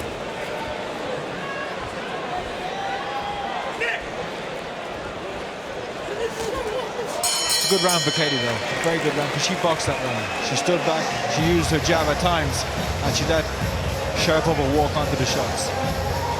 Thoughts of Andy Lee, and also alongside us doing the scoring, Darren Parker. What have you made of it so far, Darren, with 1 round to go? Yeah, look, it's a cagey contest at times. You have to credit a lot of the work that Sharapova's doing. You know, she's certainly playing her part in this contest. I just feel the snappier hands from Katie Taylor. She boxed nicely on the back foot there, but like always in the female boxing, these 2-minute rounds, they go by so quickly. They really do, and you can see and have an argument for either corner, really. But an entertaining contest. I just want to see Katie close that gap a little bit more and try and look for that right hand over the top. And you saw from the scorecard there, according to Darren, Katie Taylor leading by 4 rounds, heading into the 10th and final round here for the undisputed lightweight championship of the world. For Katie Taylor, her 14th world title fight, and she's been made to work for the openings in many of the previous rounds so far. And Sharapova has performed with great credit on this, her first appearance on the world title stage. Kazakh working away furiously on the inside, thinking she might be able to turn it her way in this final round. Really unleashing the punch count in the early stages of this, the 10th and final round. Wants to be able to work away, asking the referee to separate them. She wants to finish in style here, but now Katie Taylor responds. But still, Sharapova fires away.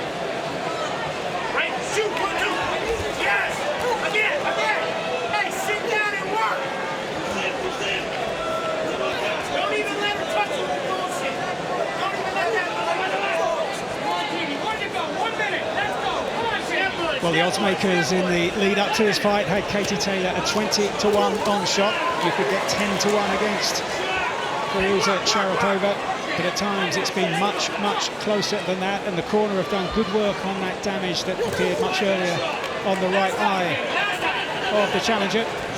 As Taylor tries to find the room to work away on the inside, but much more effective for much of this round so far, with half a minute to go, has been Sharapova. And a good right hand on the inside from Sharapova. This has been a good left hook from finish. Katie. Katie Taylor finds room for the left hook, just steps back. And again, another left hook from Katie Taylor. The best shot of that particular exchange. But Great finish to the fight, Mike. Great finish to the fight. Sharapova with a right hand over the top. And Katie Taylor again tries to step back. Brilliant finish to the contest for 4 versions of the world lightweight title. Ladies and gentlemen, after 10 rounds here in Liverpool, England, we go to the judges' score totals, and they read as follows. Marcus McDonald, 98-92. Jean-Robert Lane, 97-92.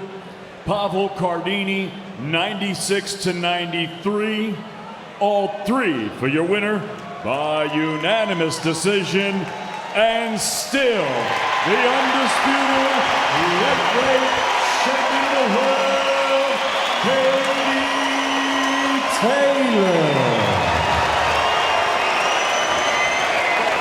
Katie Taylor versus Amanda Serrano. They've already made this fight the biggest ever. Now let's find out who's the best ever. 10 rounds for history.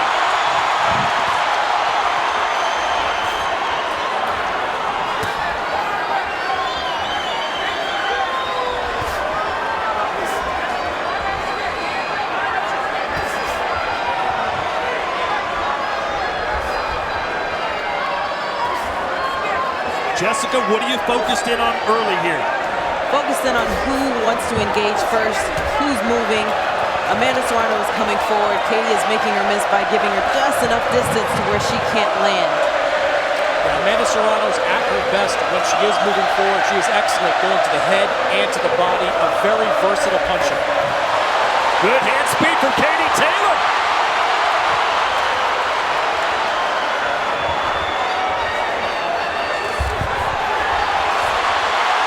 Again, Katie scoring in combinations. Katie has a bad habit of throwing her punches, but then not bringing them back to her face afterwards when she's done and she gets hit. Amanda Serrano historically is very good in these first rounds. Nearly had Heather Hardy knocked out in the first round of her fight. Won a title at 126 with a first round knockout as well. Now, with all this foot movement we're seeing right now, we see Amanda Serrano in gym shoes, not traditional boxing shoes. That may be to keep her balanced, or that may be slowing her down.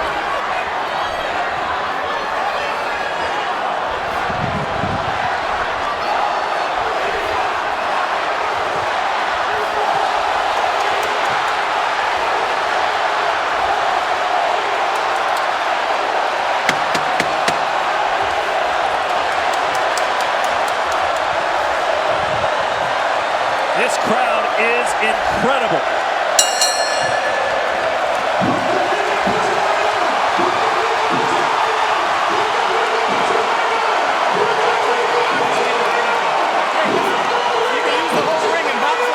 We see Katie Taylor standing in the corner there. That's to make us. Staying off the ropes. We're going to keep working ourselves back to the center of the ring, especially the first half of the fight. All right? Hey, keep shooting that jab every now and then. Just keeping her from coming forward. You can spin out whatever you want, though. It doesn't even need to be a spin hook. Listen, you get close, just throw that check hook, get back to the center. I got one knuckle. Yeah, I know, maybe that's so hard. Real hard.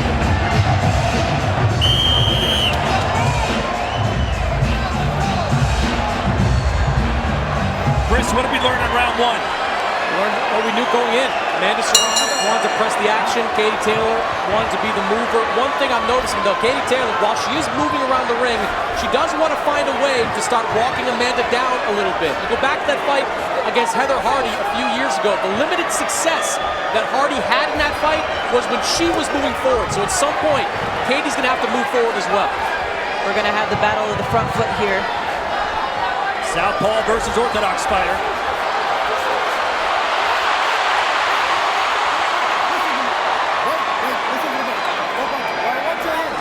Both fighters very game. You never see fighters fighting in the clinch like that.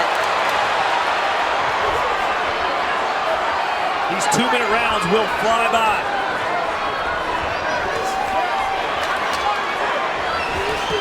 Oh, and a nice right from Katie, which buckled the knees of Serrano. Both these fighters right now sticking to their game plans coming in. Amanda Serrano moving forward, Katie Taylor moving around the ring. We'll see how long that can last. Straight right from Serrano. Or excuse me, left.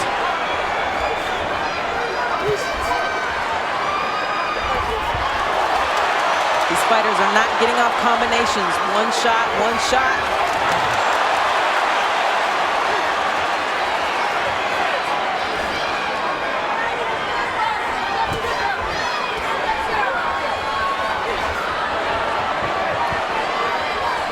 See that great length for Amanda Serrano. Really extends her punches really well. Serrano needs to keep punching off rhythm to throw Katie off. There's a nice left hand from Serrano, and in 2-minute rounds, every punch matters. One big punch can win you the round.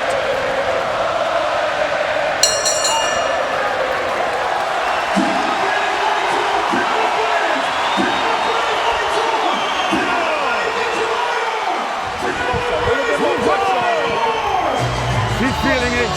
She's feeling it, baby. How you feeling?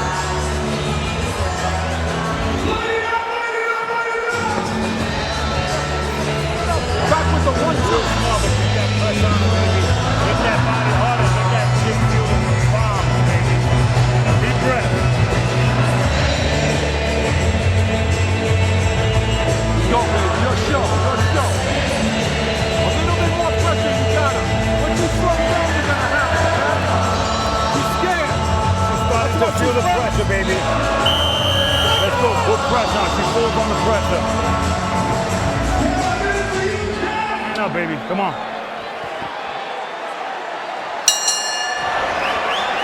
Jessica, does this fight look like how you thought it would after 2 rounds? I think it is. You got to look at the small details. Katie standing up in the corner, I think that's to make a statement, to maybe even pump herself up. Amanda Serrano seems very calm, catching her breath in the corner where Katie's gasping for air. They got to be smart about the small details. I think it's also possible, Jessica, with Katie standing up. You mentioned the lower leg injuries she's had in recent fights. That may be to try to avert any kind of cramping or any issues that could recur during this fight. Very true. Now Katie trying to be first.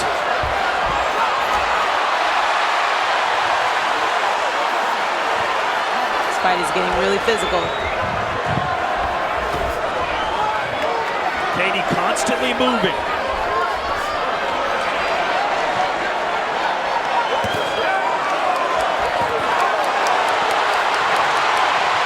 Two really good left hands from Amanda Serrano. Amanda's backing her up to the ropes to where she can't move, where she can't hop back and create that space. And it's so unique. Very rarely do you have a crowd this large that is basically 50-50. Usually tilts heavily in one fighter's favor. But I don't think the judges are going to be swayed by the crowd because it's coming from all angles. I totally agree. Oh, nice left prayer from Amanda. Katie's throwing a lot of punches to the head. She's head hunting, and Amanda's rolling those punches.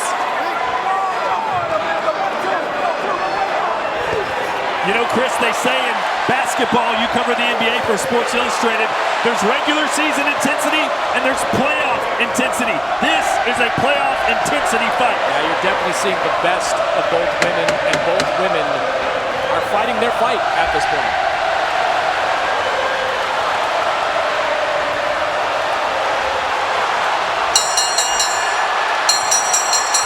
The referee can't hear the bell.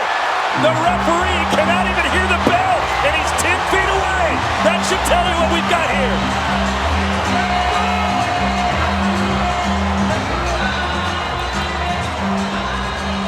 Take a deep breath. Take a shot, take a shot. Listen, we're gonna walk her in.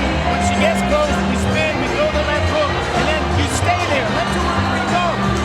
Hey, get back on the jack. Keep boxing yourself to the center of the ring. You can throw this all night. You're never gonna miss it. That was a lot better round right here. Just get it up, break it down, baby. She's getting hit harder than she ever did. Round 4 coming up. You look fantastic, baby. Yeah, make sure every time hit that body hard. That's it. You okay? Let's go. Both fighters landed fight highs of punches in round 3. Taylor 19, Serrano 15.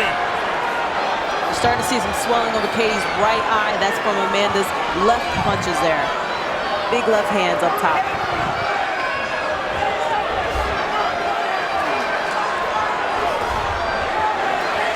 Good jab from Serrano. Haven't seen a ton of those.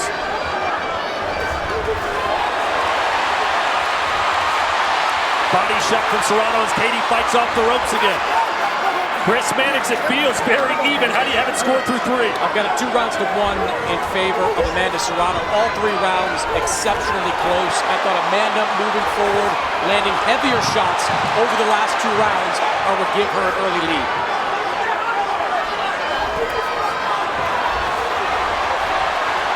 Serrano told us yesterday, Jessica, that once Katie feels my power, she won't stand and train with me. I think that's a very true statement. Katie will feel power and tend to get on the bike there.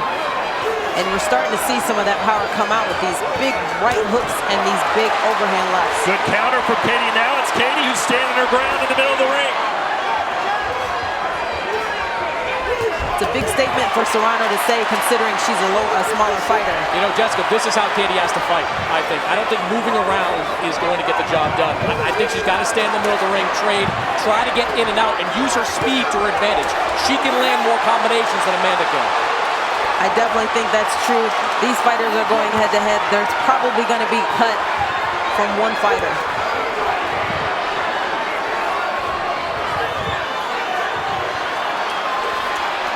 I would not want to be a judge for this fight. Katie looking winded. Amanda having really good success with her jab. And Katie's got a cut over her left eye. And the corner will tend to that.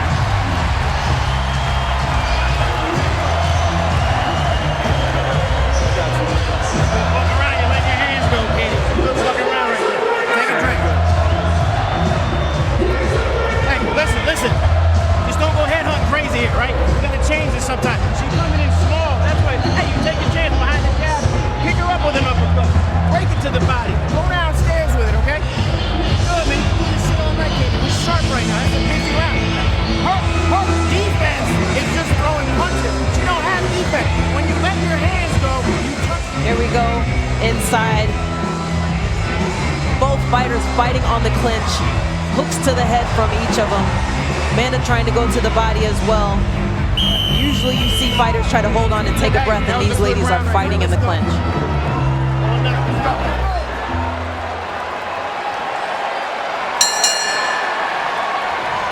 Round 5, scheduled for 10. Serrano comes out with a quick punch, answered by Katie Taylor, who's done a great job counter-punching. Katie's corner told her, don't headhunt, come down to the body. Katie is big for just throwing hooks to the sides of the head, non-stop hooks. Good body punching from Serrano as Katie's in the corner fighting back again. Look at these two go at it. Serrano is killing the body.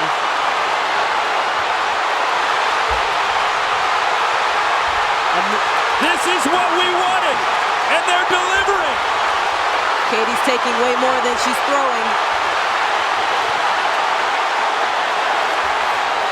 This is where that punch output we talked about comes into play. Amanda Serrano averages 67 punches. Oh, she may have hurt Katie there. Katie was falling forward, but then Katie snaps her face. Best round of the fight. Katie's legs are straight. She's not even bending them. Blood from the nose of Katie Taylor from Amanda Serrano here. She's looking bloody. Katie Taylor is hurt. Katie Taylor is hurt.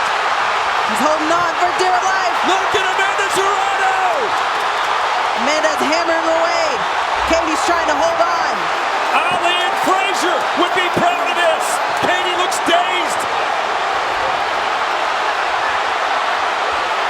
We've never seen Katie in trouble like this before. You know, we wondered if Amanda Serrano's power would go up to 135, and the way it has below 130, it absolutely has. Look at the Puerto Rican sensation go. Katie is taking so much damage right now. She's off balance. She has no legs. Standing straight up.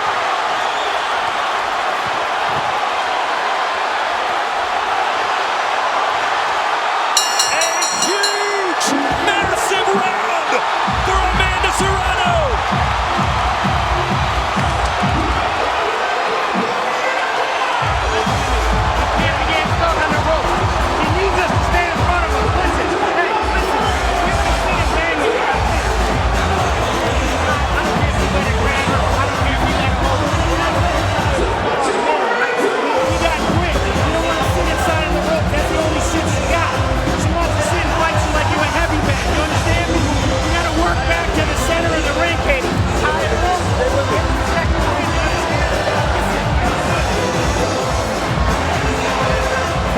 overhand right by Serrano. Katie is dazed. She's not throwing anything back. She's not protecting herself. She's trying to hold, but in the midst of that, she's taking way too much punishment to the head, to the body.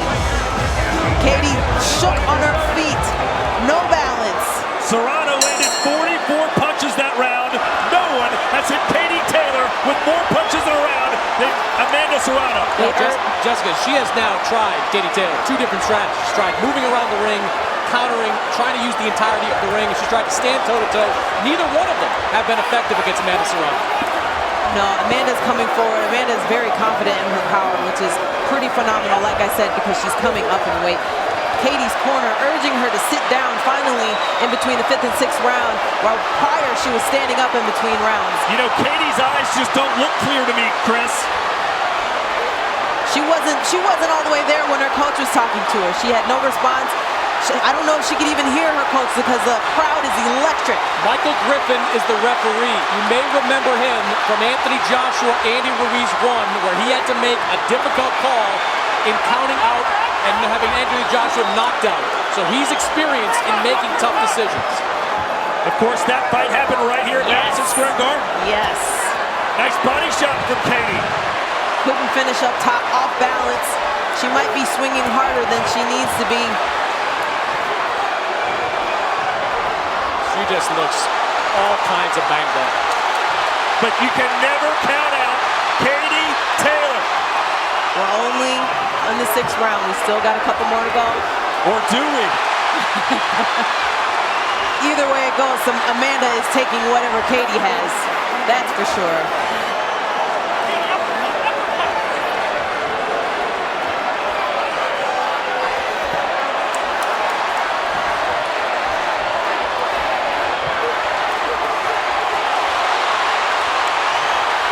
And look at Katie come back. Katie is definitely one for a flurry, but she leaves herself open, which can be dangerous.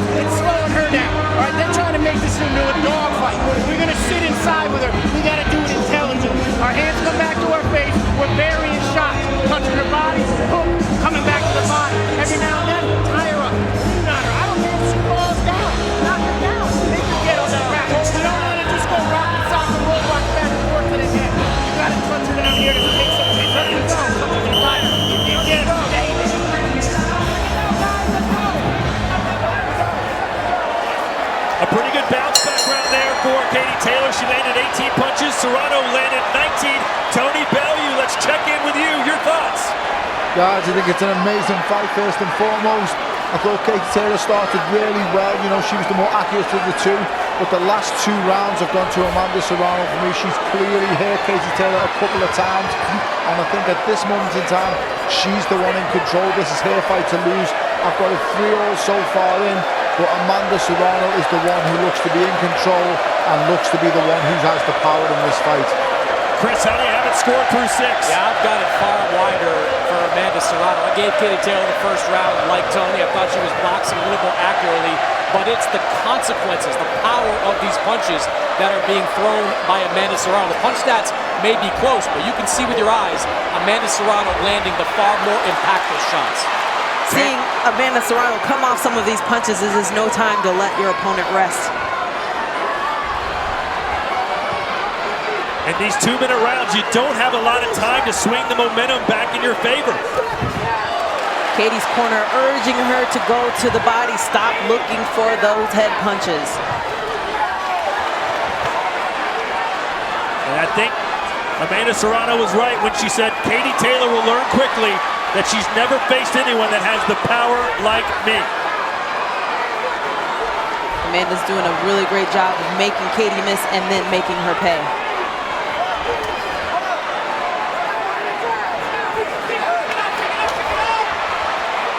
"20 seconds left here in round 7. The crowd erupting after every landed punch. Katie could very easily come in with a jab upper and score off of that. And she's not throwing anything but straight 1-2s or hooks to the head.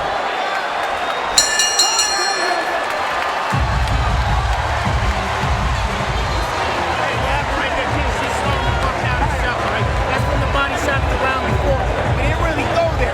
She's gonna slow things down like that. Listen, you gotta take the freebies when she's in front of you. High guard, throw a stick. You can't overshoot this shit. That's a close round, but listen, keep sticking the jabbing around like that. She's walking, she's slowing herself down, right? Hey, that's when you touch her with a beautiful round. Step back, wrist her. Hey, listen, but again, touch and rip it. She hasn't. And here on the review, we're seeing Amanda wind up big for a body shot there to Katie's belly. She faked up top and Katie covered and instead went straight down to her body. Excellent work. She took last round off. We're going to meet it by touching to the body, spinning out, getting off the rope. She's tired. Let's go. Yeah, I was going to ask you that, Jess. Did Amanda take the last round off? Katie's corner seems to think that she did. Katie's corner is pretty freaking out right now because Katie is taking too many punches. She's not doing her punch, turn, punch, move. She's trying to stand in there, and she's getting too much punches here. Well, you would think Katie needs to win the next 3 rounds if she hopes to get a judge's decision. She needs to come out on top. She needs to punch and move like she does. She throws her right hand and goes to the right, and she needs to keep those hands up. They're also urging her to keep her hands up. Well, Serrano certainly took her foot off the gas last round. Let's see if she presses down on the accelerator here. That could have been a mistake for Amanda. She's got to pump it back up.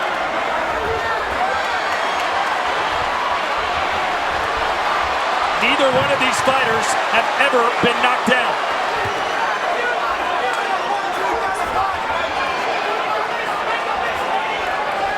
Chris, would you like to see Amanda turn this back into a big fist fight in the middle of the ring? Oh, that's what she's excellent at. She applies pressure really well. She goes to the body really well. She came in here with the right game plan, and for the most of this fight, she's been implementing. Both of these fighters need to come back with the left hook off of their 1-2. Right hook for Amanda. Oh, nice left from Katie. There it is. She's pulling it out. You know, Amanda has really got to get her output back up. These sleepy rounds, she might be losing. Her output is low, but Katie Taylor's footwork is high, and that's probably why we're not seeing as many punches. Amanda's got to get to her to punch.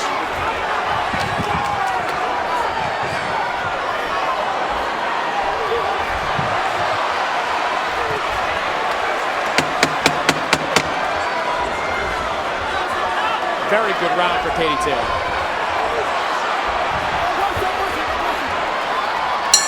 Well, Chris, you don't have it that close, but I'm sure some judges do, and it could come down to these final 2 rounds. A little bit faster. Baby, you have it for the left, you're letting her get over. She's gonna only throw right hands. You hear me? Keep your hands up. Start letting your body, punches go to the body hard. Hit her with hard left hands. What round is this coming up? 9. 2 more rounds. 6 minutes. Yo. Believe in yourself. Stay tight. Keep coming in. Every time you move, I want to overhand. Go left hand happy, but don't lunge in. You hear me? With a hook, but you can't. You got this. You hear me?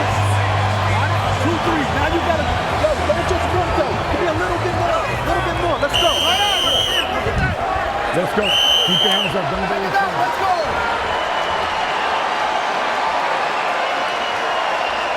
You know, Thomas, for Katie Taylor's corner, you got to believe you still have a chance here to win a decision, a good chance maybe. Those first 3 rounds, razor close. Tony Bellew gave all 3 to Katie Taylor. I gave 2 of the 3 to Amanda Serrano. Judges could see it either way. It seems like Amanda, I'm not sure, Jessica, correct me if I'm wrong, was boxing like she's way ahead, just didn't want to make a mistake the last few rounds. I don't know, I felt like that the 6th round, I think it was, when she came off the gas was a big mistake for her. She should have kept pushing because I think Katie is coming up on her 2nd win now.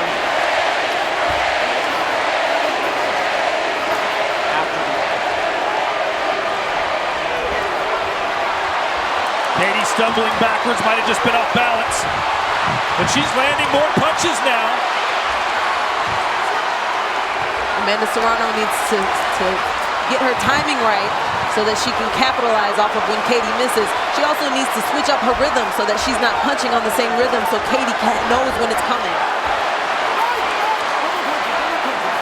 CompuBox statistics, Serrano landing 126 out of 476. Taylor 103 out of 275. Blood streaming from the nose of Katie Taylor once again.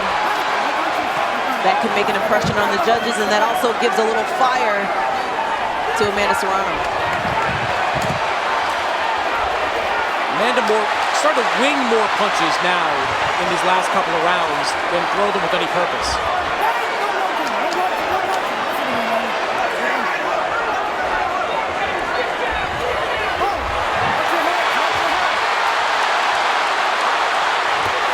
You know, Katie isn't just winning these rounds, Chris. She's winning them definitively.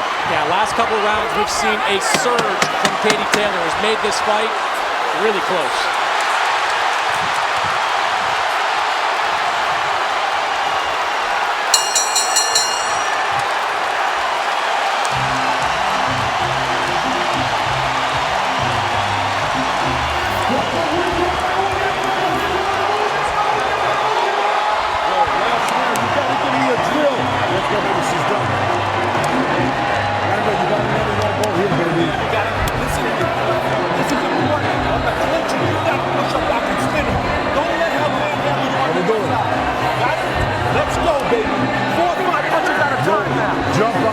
Let's go. Amanda, everything we worked on is okay. Drill this girl. Go get her. You hear me? Put it a little bit of energy now. You hear me? Let's go get her. You want this belt? Damage her. Let's go. This is your one, baby. You win this, you win the fight. Just jump on it. Stay tight. And just go where you are. All right? Jump on it. You got this, baby.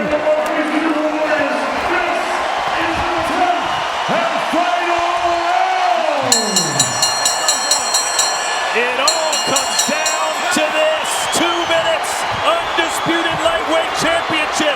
It has been an epic battle. Who's going to have more in the tank? Chris, what's your scorecard? I've got an 86-85 in favor of Amanda Serrano. Katie Taylor showing great heart over these last few rounds to win, get back in the fight, at least on my card, and putting herself in position to potentially win. The crowd is going crazy. Everybody yelling stuff. I hear Rick Ramos behind me telling Katie to throw an uppercut. She's just throwing 1-2s to the head. And you can certainly hear the urgency, maybe for the first time, in Amanda Serrano's corner as they've seen these last few rounds play out. One thing I don't like to see from the corner is for them not to be paying attention to the fighter and to be paying more attention to the crowd. We saw that in the Cambosos fight as well, and it didn't play out well. And now Amanda's been cut. She's got a cut over her right eye. Not sure if that was caused by a punch or a head clash.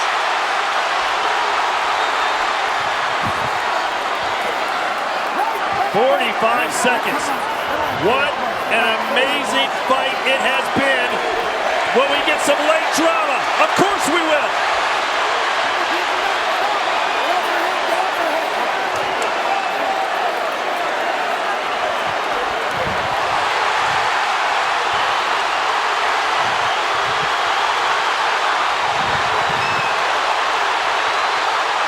Katie taking some big shots here.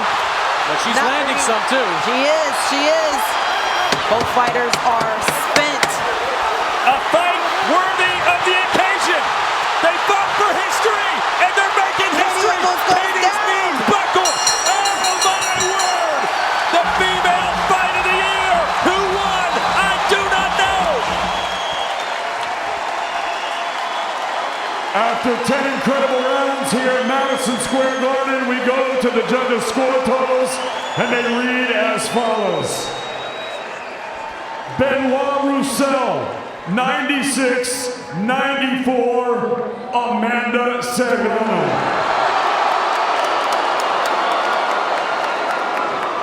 Glenn Feldman, 97-93, Katie Taylor. And Judge Guido Cavalieri scores this bout 96-93 for your winner by split decision.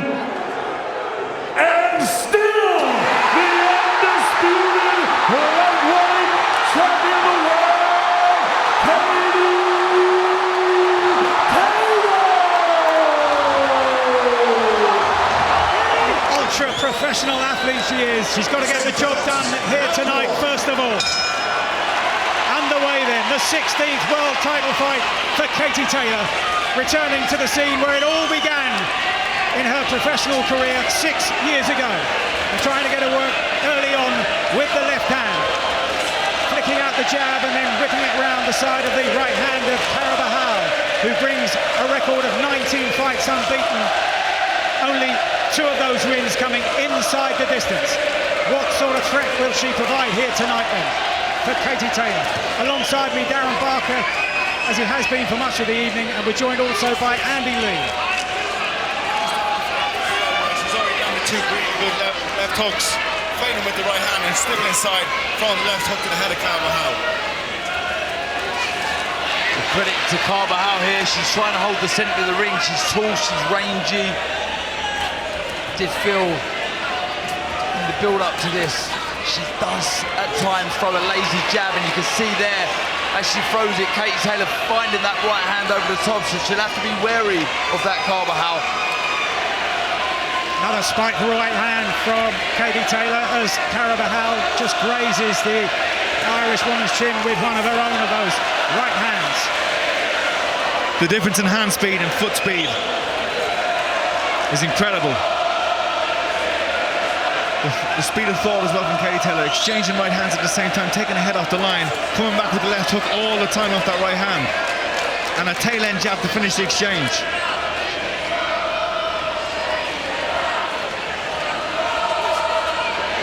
Taylor, the product, as we've seen so often in the past, of that long and distinguished amateur career, bringing that pedigree into the professional ranks and growing fight by fight and staving off the solid challenges of the likes of Delfine Persoon and, of course, last time out, Amanda Serrano. Good opening round for Katie.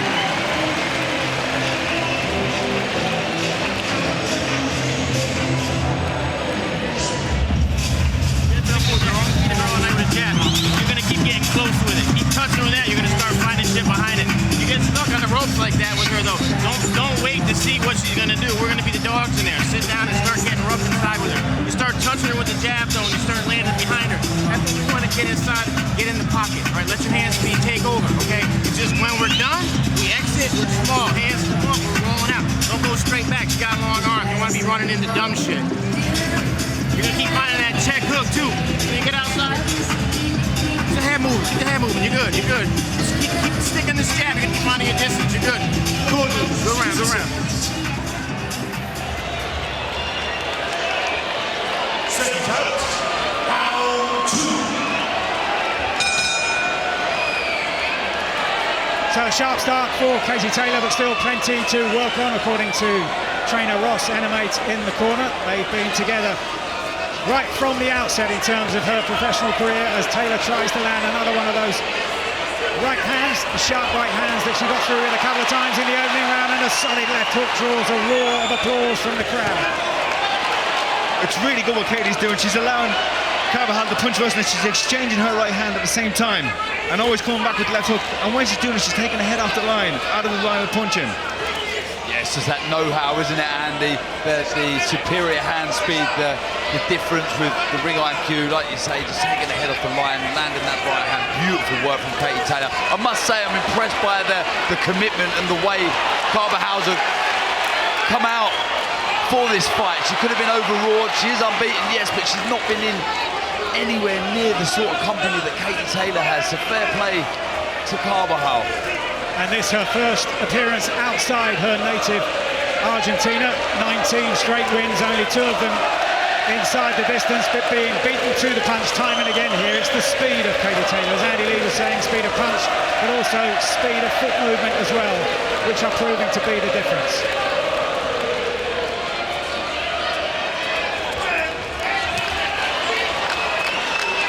when you have those types of advantages like Katie has, she doesn't need to load up and try punch hard with every punch because she's going to make herself tired.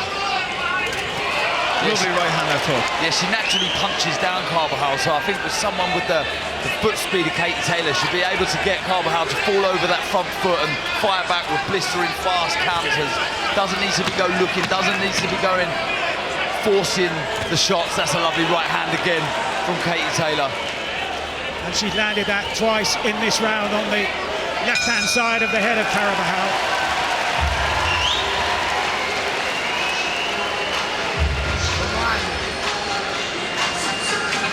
Ahora buscas un aire bien profundo. Más arriba hacia izquierda, Karen, que entra a la derecha boleada, ¿sí? ¿Cómo estamos? ¿Cómo la sentimos? ¿Bien? Un aire bien profundo, Burbuja. Burbuja, me gusta cuando va con las dos izquierdas y el jab. Dos jab y una derecha, dos jab y una derecha. Like I said, when you're looping this, come back with something. You're in range for it already. Listen, you land a check like that, you land a check, you come around the middle, when you finish, go up the middle. Don't abandon the jab just because you found your range. That's what's giving you the range. Keep touching her with it. Stand high, touch it to the body. The more you work this, the more you're going to start sneaking right hands in behind it, okay? But it all starts here, okay? Good. It's a good round. It's a good round. Second titles, round 3. To the rounds for Katie Taylor, but credit to Carvajal for trying to work her way into the contest and beginning the third round on the front foot once again. Wading in, wide open to a counter if Taylor can time it, didn't quite get it right on that occasion.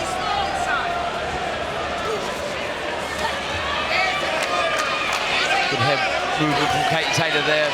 But again, I'm impressed by the commitment of Carvajal. This is her big moment and she's going to leave it all in the ring by the looks of it. But good, tidy boxing from Katie Taylor again. Starting with the jab, moving her feet out of range, moving her head side to side, firing back with sharp counters. Carvajal does tend to leave that left hand out when she jabs, for just that dangerous moment, allowing Taylor to wing in that right hand over the top. She's had a lot of success with that so far over the course of the first 2.5 rounds. Good left hook from Carvajal. Yeah, doesn't need to pull out high. She was told that after the first round by her coach. And the few success that Carvajal has had is when Katie's pulled out high and pulled straight back in the straight line. Lovely right hand. You know, Carvajal's getting used to seeing this right hand, Maybe Katie should switch up now and go to the left hook. Set that right hand up, jab to the body, try and bring the hands down of Carvajal. And the left hook that Andy Lee mentioned, there is scope for that because the right hand from Carvajal is thrown relatively slowly and in a loop. There is scope for that left hand over the top.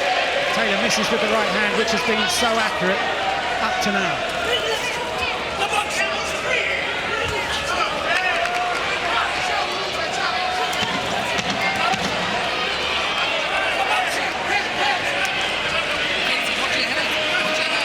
Katie might be trying too hard to impress here or to hurt Carvajal. If she just relaxes and enjoys the boxing, she'll be much more impressive.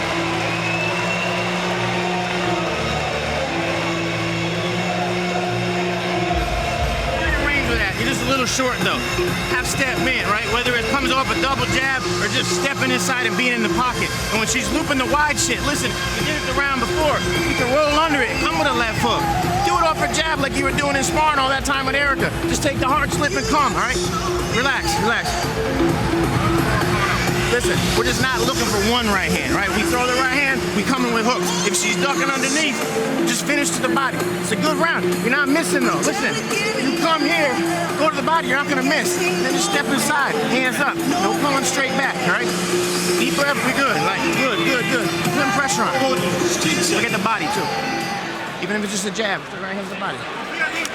Second titles, round 4.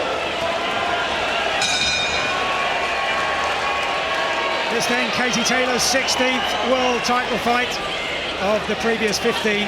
13 of them have gone the full 10-round distance. One of the factors we've come to appreciate in Women's World Championship boxing, the resilience of the fighters on both sides of the card. And Carvajal once again trying to get onto the front foot, trying to make it uncomfortable as Taylor turns her. Works away the left hook, but Carabajal landed a good shot in that exchange as well. And Katie Taylor giving Carabajal the opportunities here. Exactly, Mike. And both of their legs, I think both girls were hurt in that exchange. She's done really well inside there, Carabajal. Trying to keep it long. She almost smothered her own work, but inside she landed some good uppercuts, followed by a left hook. Good work from Katie Taylor. Stepping in with a 1-2. Champion's response after taking a solid shot herself, and again that right hand crashes home on the left-hand side of the head of Carabajal. But it has to be said, the Argentine is unmoved.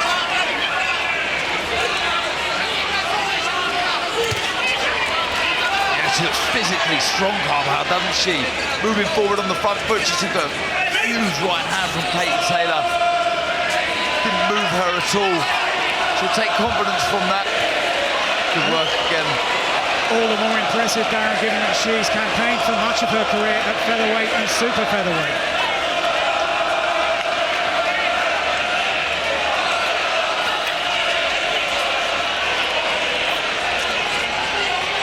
Do with feinting a bit more, Katie Taylor. Try and draw out the lead of Carabajal. He's always looking to exchange with Katie, so there's a bit more thought in the work of Katie Taylor. That was a nice check left hook on the back foot from Taylor. And that makes Carabajal miss with the final action of the round.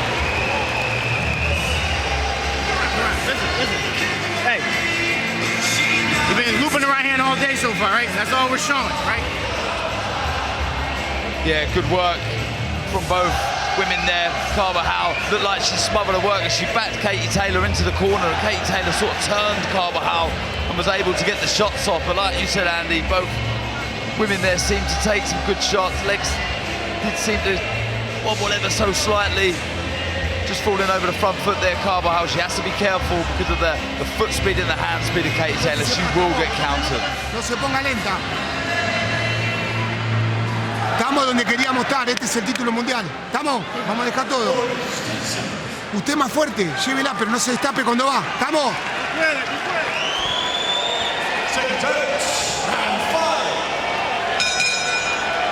So into the fifth round, and Tony Bellew's scorecard showing all 4 completed rounds so far going to Katie Taylor. But Carabajal showing that she's a more than worthy challenger for this undisputed lightweight title. The Argentine unbeaten in 19 on the biggest stage of her career so far. Falling short with her attacks at the beginning of this, the 5th round.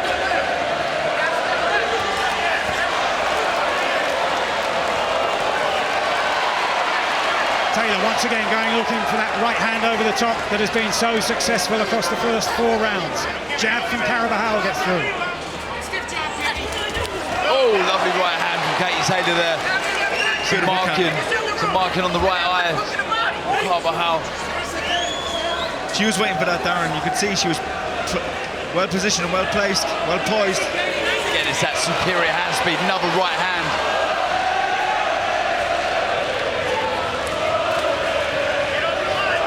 Left hand from Taylor. A shot that maybe could be used to set up that looping overhand right that's been so successful for her. Seems to me that Katie's really found her timing and distance in this 5th round. Oh. Like you said, Dan, she's making Carabajal fall short now, and then countering her instead of meeting her all the time and exchanging with Carabajal, which gives Carabajal a chance.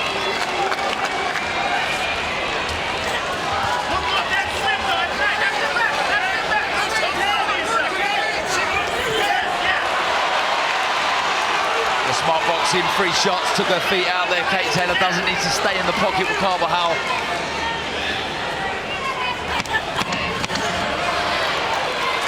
Trying to double up with the left hook as well to the body, then the head. Just missing with the last shot.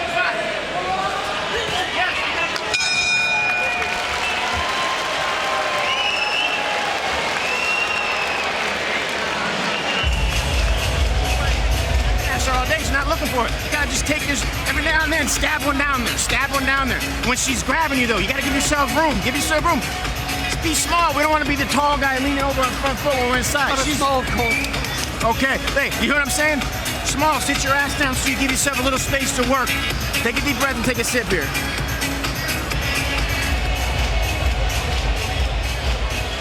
This was the counter. That's classic Katie Taylor, 3-point counter of an opponent's jab. It's really eye-catching. In these 2-minute rounds, it can be the difference between winning and losing a round. Ties her opponent up really well at the end of it as well. Estamos para 20 rounds. Quédate ahí. Como aire bien profundo.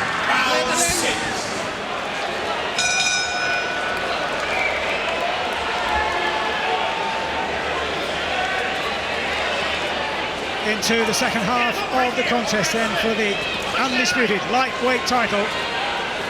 Won in such dramatic fashion and defended in such dramatic fashion in April at Madison Square Garden. And this here tonight, according to Eddie Hearn, part of the pathway towards a return against Serrano. Impressive so far across the first 5 rounds. Katie Taylor gradually building her timing and her accuracy. Yeah, that was her best round for me. The 5th round, Katie Taylor. Like I say, I feel she found the timing and distance, making Carvajal fall short. He's loading up a little bit, getting a bit wild, and that's leaving openings. But again, you can't fault her aggression and will to win. This is her moment to shock the world. She is giving it everything, but she's just second best at the minute. But she's always dangerous, Darren. And if Katie gets too gun-ho and tries to exchange with her, just like that, she's always going to have a chance. Katie will give you opportunities because she's such a fighter at heart. Her instinct is to fight. Even though she's extremely skilled, she wants to fight just like this. Like you said there, that's classic Katie Taylor. 3 shots, move her feet out, good boxing. But the commitment from Carvajal in this 6th round has been very impressive. And still the eye-catching shot from Katie Taylor is that right hand over the top, although success again for Carvajal. We saw that fighting spirit from Katie Taylor, in particular in the 5th round against Amanda Serrano, as yet more success arrives for Carvajal. Last few seconds of the round. What's impressive as well, Mike, go back to the Serrano fight, it's the second half of the fight. Katie seems to be getting stronger. Her stamina's definitely improved. Listen, man, just one thing. You're gonna do this, I like it. We're looking sharp, we're looking slick. Don't give her that bullshit jab. You're gonna do that, you gotta make that shit miss. I don't want her touching with your jab, right? Touching with your jab. Hard head movements, all right? Pop on your own stick, all right? Take a breath, come on. Take a shot. Yeah, right instruction from the corner there. No lazy jabs. Don't allow Carvajal to find that right hand over the top of it. You see both ladies exchanging there. Katie Taylor just dropping the right hand, allowing Carvajal to land that left hook. It was a good shot. She took it well, Katie Taylor. It was a little clumsy there, falling over the front foot. Again, I was very impressed with the commitment from Carvajal in this round. That round. Good. We got 79 times. Let's go. Round 7.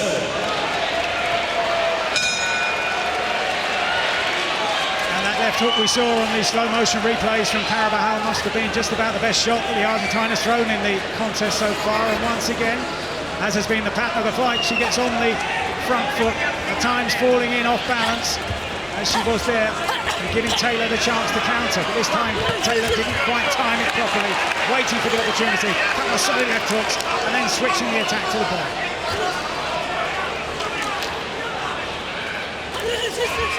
Really nice stuff from Katie Taylor this round. Calm in the corner when under pressure, landed a punch, turned her opponent, and was the first one back in the exchange. Lovely boxing from Katie. Doing the right thing in that exchange, Andy, as well, where Carvajal's the taller out of the two, just changing the levels with the shot, with the jab to the body and the right hand upstairs. You've got a bigger target to work with, to use every inch of it. And a ripple of applause at ringside for the defensive work of Taylor. And as they both got set to throw the right hand, once again it was the speed and the greater accuracy of Taylor that won the day. Her shot landing. Beautiful work. And it's like when she settles into a fight, when she stops trying too hard, she's even more impressive, Katie, because she can show a full range of skills. Head movement, counter defense, power punching. And look at this inside fighting.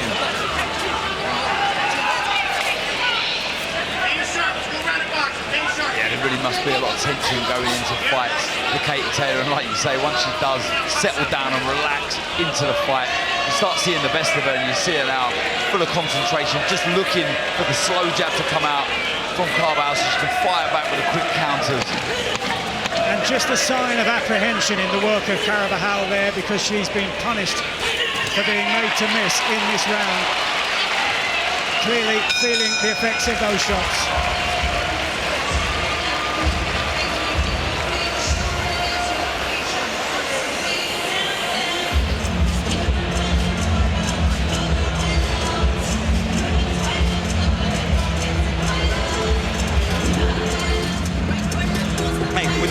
Left. Hey, we're making her miss. It's nice boxing, but make her miss, make her pay. You know, you take that hard slip, come back with something, then step aside, work. Take a step back if you want to move with boxing and make her miss. Just in and out, you touch, you make her miss. Get in there and rip, though. Get in there and rip to the body. Time doing to the body. Those are nice shots. Those are shots that break her down. That's what's at stake here tonight. All the belts in the lightweight division. Taylor has also had success in the super lightweight division. Just the one venture there, beating Christine Linardatou to win one of those belts. And now this her 8th fight for the undisputed lightweight title.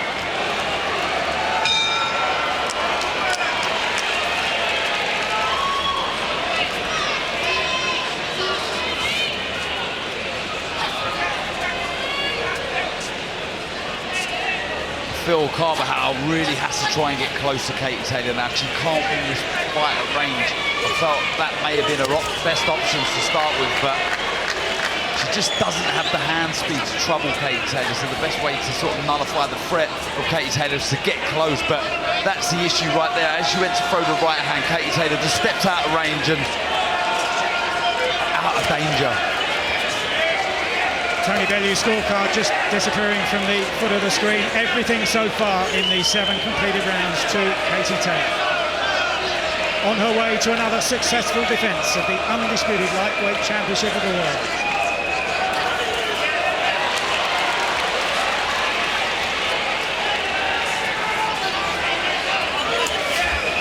Really starting to enjoy it now, it seems. Yeah, this is bread and butter, Katie Taylor. Sharp counters, 3 shots, 4 shots, move your feet. She's starting to enjoy this now. But some new stuff I haven't seen her do, Darren, in terms of the head movement and the defense and the turning and the angles. Well, she's been saying in the build-up to this fight, we still haven't seen the best of Katie Taylor, and that, I mean, that's frightening. If there is more to come with all that she's achieved already, that would be remarkable. All the time setting new goals, all the time striving to improve, like the very best do. It's why they stay at the top for so long. So many get to the top and fall away quickly, but there are special characters like Katie Taylor, who at times look like they could never be beaten.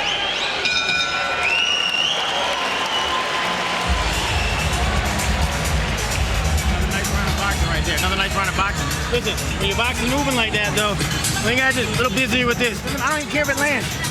Sometimes, listen, pump it out there just to keep your distance. Put a feint out there, punch a jab. Then you start pot shot. Then you can get back to moving all you want. It just keeps your fucking on edge a little bit. Nice slip counters. That's a beautiful round. We got 4 minutes to go. Just pick it up a little bit. Off the boxing, we stay in there a little bit more and keep touching downstairs, okay? Give up on that, right? Find it, try it, touch it. Feint it high, touch it to the body, then get close and work. 4 minutes, hey, we're gonna put it on her. 4 minutes, put it on her. Doesn't mean we get reckless, like some Martinez boxing. We're boxing smart, right? We're gonna box smart, get in there, let her hands go though. Put it on her for 4 minutes, all right? Let's go. Let's go. That's why we're the champ here, let's go.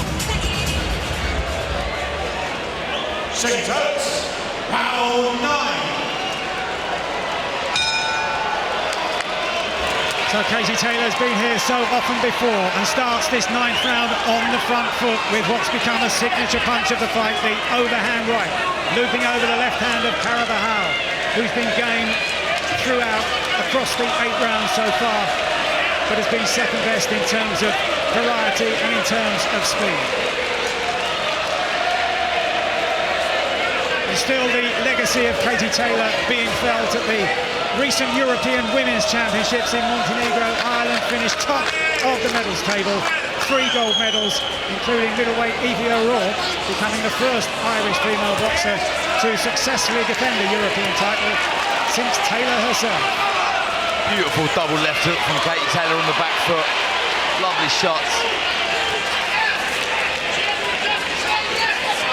Carvajal is reluctant to throw now because Katie's making him miss so many of these shots.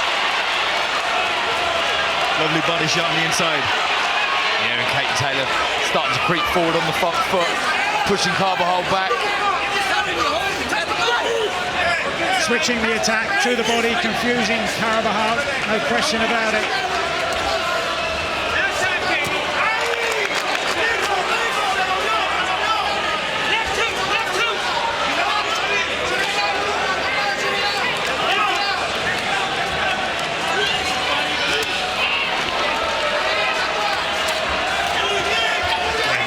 Really trying her best there, head, body. The blood just coming down the right side of the face of Carvajal.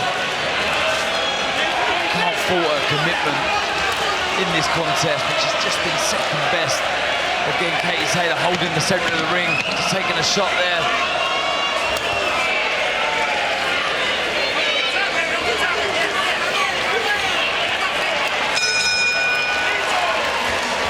Blood there now streaming down the right-hand side of the face of Carvajal with just 2 minutes to go. Toma aire. Well done. Sí. Tome aire.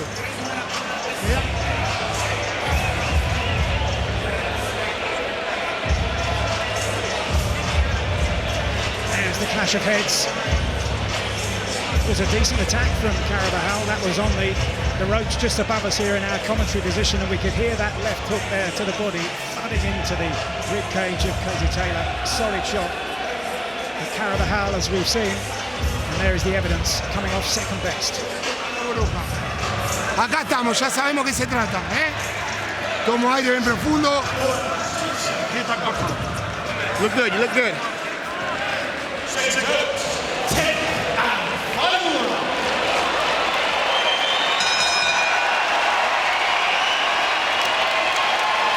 So we talked a lot about the return of Katie Taylor to the arena where it all began in her professional career back in 2016. And another huge anniversary this week. 21 years ago in late October, she had her first ever competitive contest, outpointing Alana Audley at the National Stadium in Dublin. The first ever female sanctioned contest in Ireland. And so the story began. How many more chapters for Katie Taylor to write? Into the final round of her defence against Karen Carvajal, who's been game but second best for most of the night. Looked like she hurt Carvajal there with those 2 right hands, and I think Katie senses that now. Just smothering her work there, getting a bit too close to Carvajal. She certainly did feel one of those right hands. Look at the desire here, Mike and Darren. Look at the desire. Going for the knockout in the last closing second, having the fight won. Looking for that grandstand finish as we head into the second and final minute of the 10th and final round. Yeah, it could be so easy for Katie Taylor to coast now, to stay out of harm's way, but she's trying to get the show real finish, really putting it on Carvajal, who gamely comes forward and misses with a left hook of her own.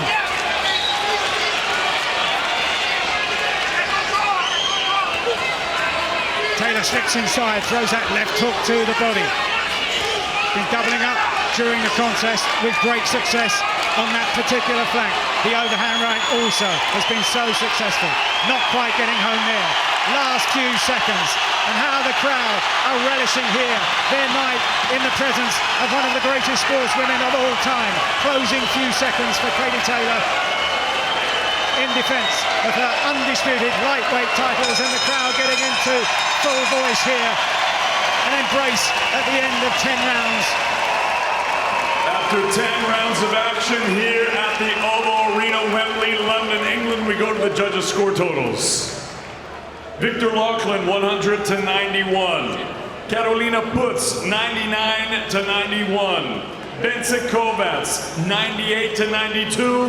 All three for your winner by unanimous decision, and still the undisputed lightweight champion of the world, Katie Taylor! It's about to explode.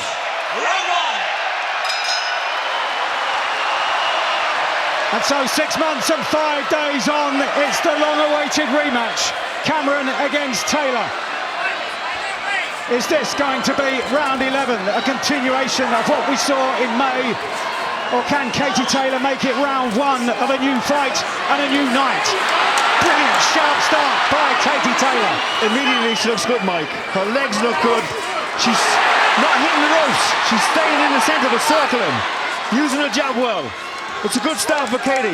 Cameron's putting under pressure though. Yeah, the first thing I felt Katie Taylor had to do was nullify the jab of Chantelle Cameron. It was such an important weapon early on in their first contest, and she's doing that. She's slipping on the outside, on the inside, landing the right hand. This is a very sharp start from Katie Taylor. A couple of clashes of heads already, Mike, and I think I'm starting to see a little bit of swelling on Cameron's forehead. And the last motion from trainer Ross Enemayt as the introductions were being read out was to keep moving for Taylor. But there a right hand gets through from Cameron. Keep moving the head, keep moving the legs was the instruction. Cameron's switching up on her now. Cameron's going on the back foot. Oh, knockdown! Tremendous. Referee decides it's not a knockdown. She was off balance, but that was a knockdown, Mike. She was off balance, slightly pulling out, but that was a genuine knockdown for me. There's that jab I was talking about from Cameron. Solid shot. Really is a hurtful weapon, a ramrod jab. Little bit shaky moment for Katie here. Just needs to recover herself. Cameron doing great work with that jab, like Darren said. I have never heard an atmosphere like this. It is incredible. Katie doesn't need to chase her. Stand back and let her come, Katie.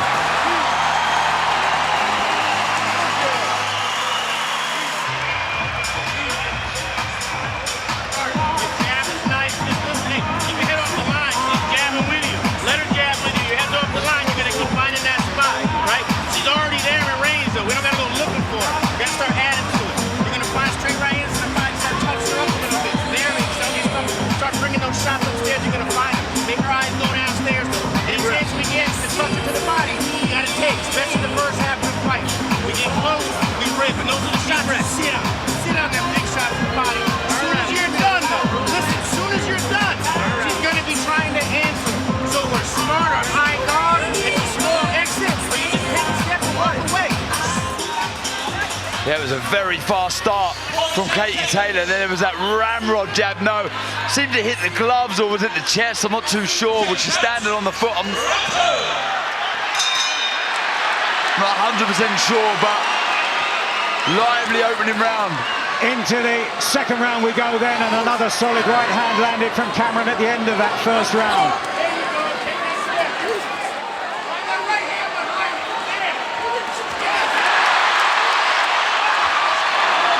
It's starting to get closer now, Cameron. She's aggressive on that front foot. Really forcing herself onto Katie Taylor. I don't think it'll be long until we see the body shots. They were very effective in the first fight for Cameron.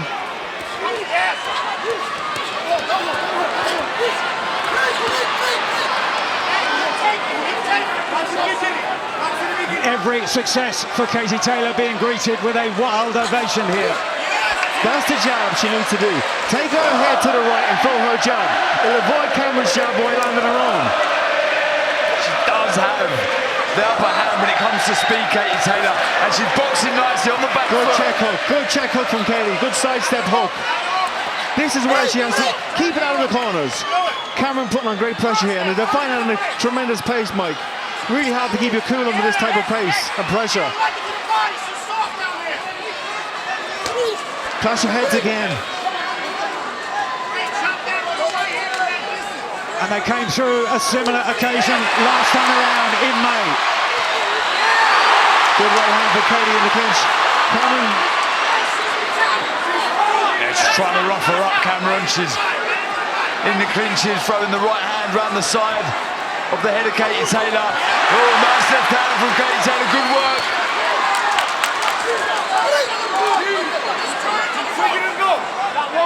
Cameron immediately responding once again. Right hand left hook from Katie. Brilliant work in defence also from Taylor. End of the round.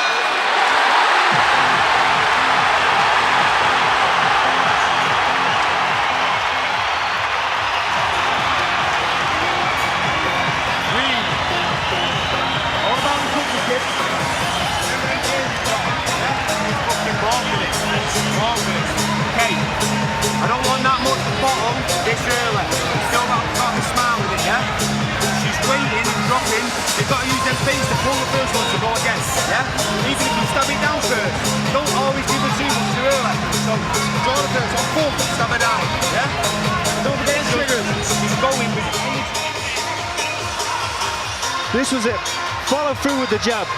The right hand to get in range and then finish up with the jab. A move she used in her amateur days to great effect. Yeah, good speed with the feet from Katie Taylor. She needs to be sharper with hers, Cameron, but what a fight. What a fight already, and what a night.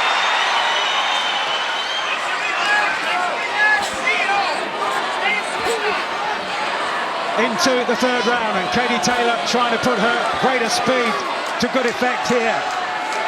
The undisputed lightweight champion up against the undisputed super lightweight champion, and once again a great roar every time Taylor succeeds in getting through. Yeah, needs to be sharper with the feet, Cameron. Needs to start targeting the body. This is good work. Taylor moving a lot to her right. Good flurry of shots though from Taylor. The crowd are going wild.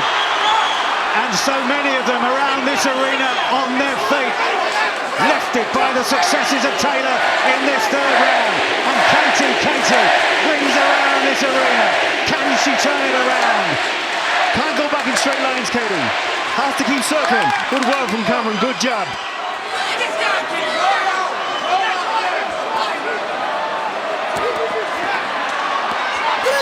Katie looking to counter that jab.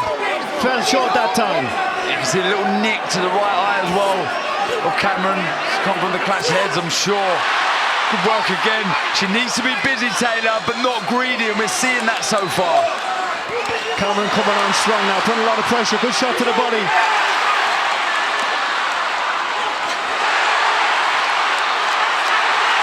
Katie trying to fight back on the inside.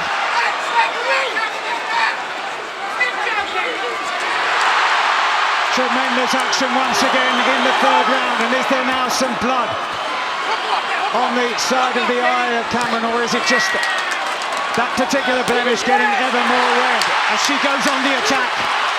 Doesn't need to be in the corner. Great work from Cameron. Clutch your heads. There's a big cut now on the forehead of Cameron.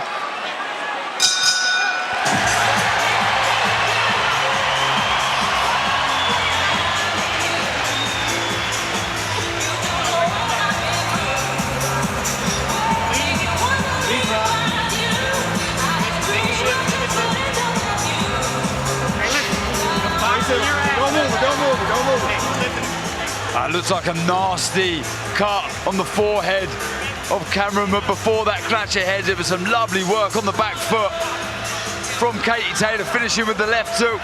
I said she had to be busy, not greedy, and there's the clutch of heads, just bouncing off the ropes. Katie Taylor and straight onto the forehead of Cameron. It looks deep, but it doesn't look too bad. It's around the side of that forehead of Cameron, but it's not what she needs so early in the contest.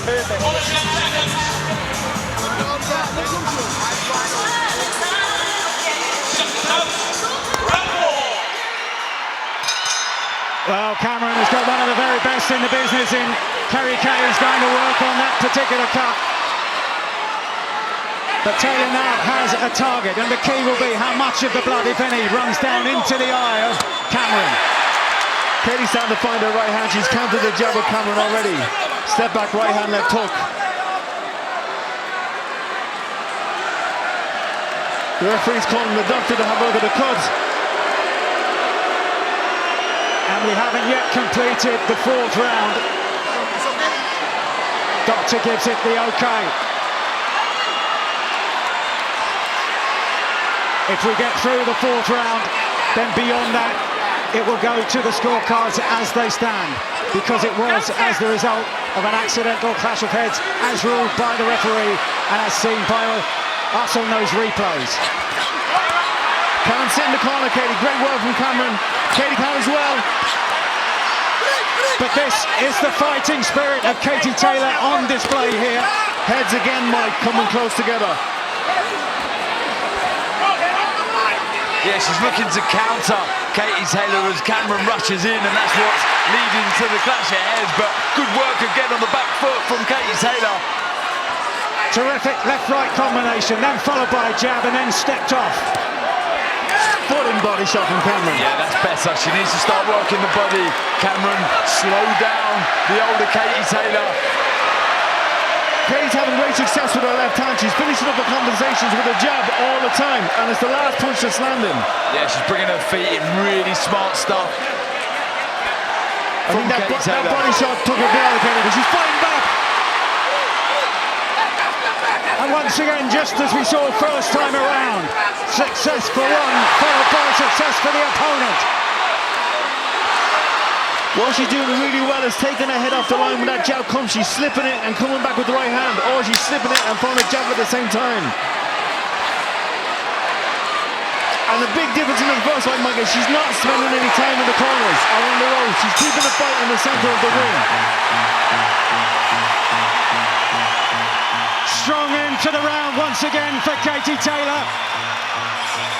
And once again, the crowd rise in appreciation of what their fighting hero is doing here tonight. You're going in, you're getting under, you want to fight with them, yeah? To win this fight, you've got to make your miss and then make your pay. You can't make your pay and make your pay at the same time as she's making you pay. It doesn't work like that, not here in Ireland, yeah? You want to make your miss and make your pay. Okay? Big deep breath. Relax. Let's start again. We're going back to the first round. And you're on that ramrod stick down, yeah? Keep back there, start going. One round out, then you go. First thing you're getting up. Right, go. Okay? Nice and relax in your shoulders. Nice and focused. Nice and focused. Off that champion.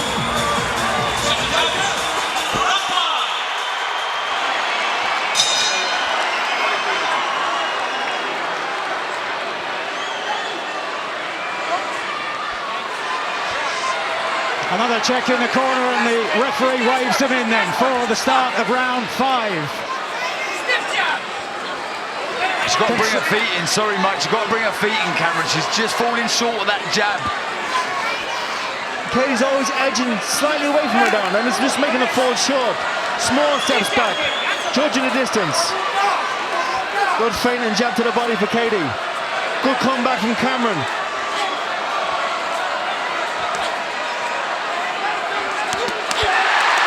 Cameron's just hesitating a little bit. She's getting Katie in position on the ropes, and she's just giving Katie the chance to throw these flurries. That was lovely, the slip on the outside of the jab of Cameron. She's got to start getting in the rhythm, Cameron. She's got to sharpen up with that jab, get close to Taylor, work the body, because so far, this is good work from Taylor, very sharp. Cameron has to feint. She has to feint the jab down. And every time Taylor lands, the response from the crowd, you never know what sort of effect that will be having on the judges here. It was so close last time. Yeah, like you said, Andy, I think it's the positioning in the ring from Taylor that's so impressive, not spending any time on the ropes or in the corner. You see there, as soon as her back touched, she was off. Well, you see what happens when she does hit the ropes. Cameron has success immediately.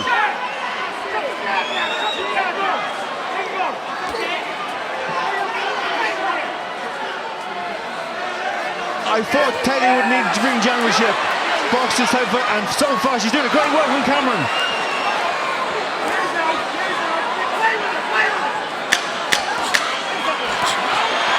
That was a better jab from Cameron, stabbed it into the body of Taylor.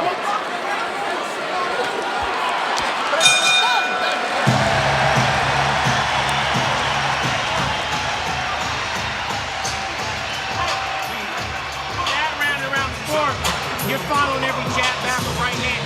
You can't get started, you counter the jab, you throw 3 or 4 shots, you get tied up, you break, you can't get off, you can't get off. Take away the jab, she doesn't have shit. Because if you do get stuck inside, your hand speed's gonna win. You just can't let her hand back when we're done.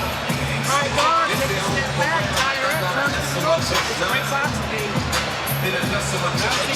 Beautiful. Hey, you gotta stay switched on. I don't care how you feel, it's how you look. Stay switched on, don't give her nothing. Don't let her, she knows she's down. They're gonna try to get down. If she leans on you, remember what I told you? Grab the back of her leg and fucking trip her to the ground. Don't let her get on top of her.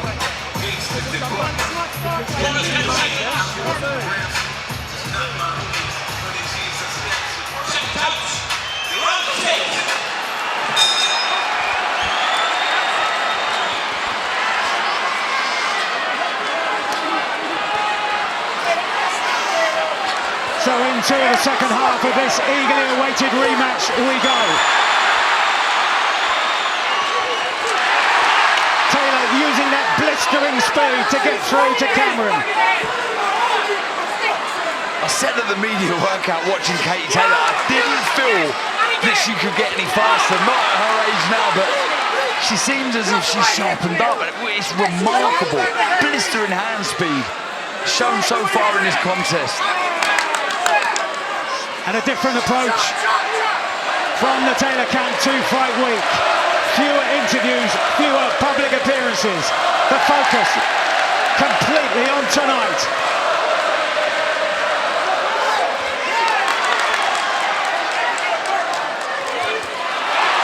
She's choosing to stand with Cameron. This is favouring Cameron. She's getting the last say in the arguments, Taylor. And with the crowd, Darren, you know the influence that's going to have on the judges. When there's a big cheer with every punch, it definitely catches the ear and catches the eye. She's starting to fight fire with fire now, standing on the ground. Slip right hand, come back with the jab.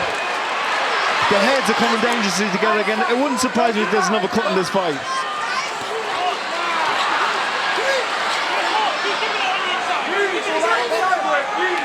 This is one of the best I've seen Katie Taylor in a long, long time. Good running for Cameron. Is a fighter possessed here tonight. Got to walk away inside Cameron. That's where she's got to be bullish, strong. That was a better one too, but back comes Katie Taylor. Cameron needed this round.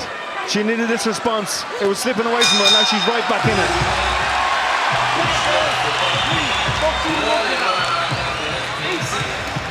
Just get it all back. Hold the situation, yeah, just breathe. Keep your head still, though. Focus on that reason, ain't holding.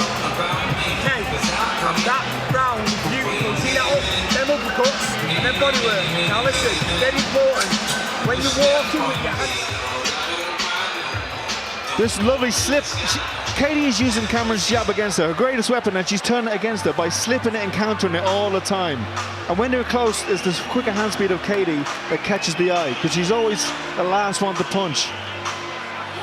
Yeah, I did feel she had to nullify that jab. It was the most important weapon for Cameron in that first fight. She's doing just that. It's the variation with the slip as well, in the inside, on the outside, coming back to the right hand, finishing with that jab, like you say, Andy, bringing her feet in. Into round 7 here, and Katie Taylor giving this crowd so much to cheer so far. Big right hand. Cameron eats it up and keeps walking forward. Taylor motivated by defeat first time around, yes, but also by, in her mind, being written off for the rematch. For the first time, quoted as the underdog by bookmakers. Just following Katie around the ring a little bit too much, Cameron. She needs to bring that front foot across, cut the ring down, try and pin Taylor into the corner. She's so eager, Darren, just to get at Katie and fight her. And I said Katie had to be the bull in the matador, and this is what we're seeing. Sometimes the bull is having success. There's that little step back, just making the jab fall short and then being able to counter just like that. It's been key so far for Katie Taylor. Got an opportunity as well, Taylor, to fire right hand over the lazy jab of Cameron at times. She gets a little sloppy with the shot. Again, head's coming close.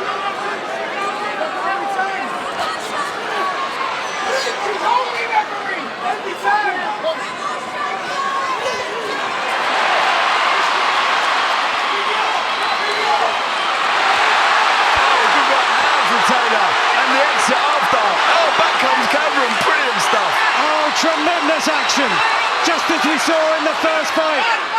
Closing stages at the 7th round. Both landing solidly. Both refusing to give ground. Brilliant three-punch combination from Katie Taylor.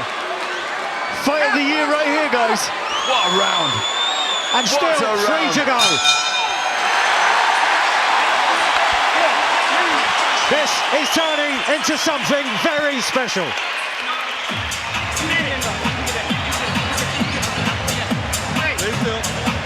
6 minutes of your life right here. This change your life right here. 6 minutes. When you're breaking, hey, when you guys get tied up with first on the break, it doesn't have to be fancy. It just stops you from getting momentum. She's a comfortable fighter. Round don't know how to fight the round. Rip it over.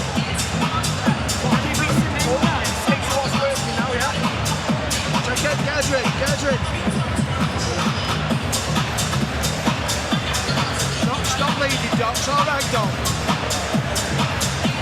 Working down, ripping that right uppercut. If he tries to hold, he's stepping back here. Don't focus on the rest. I will do that. We focus on the fight. Don't move, don't move, don't move. Now little shit to the side, bro. Get that.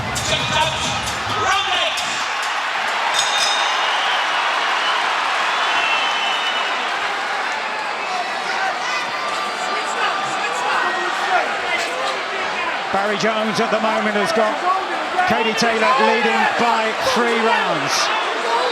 And there you have it. The last round going to Taylor after a good response from Cameron.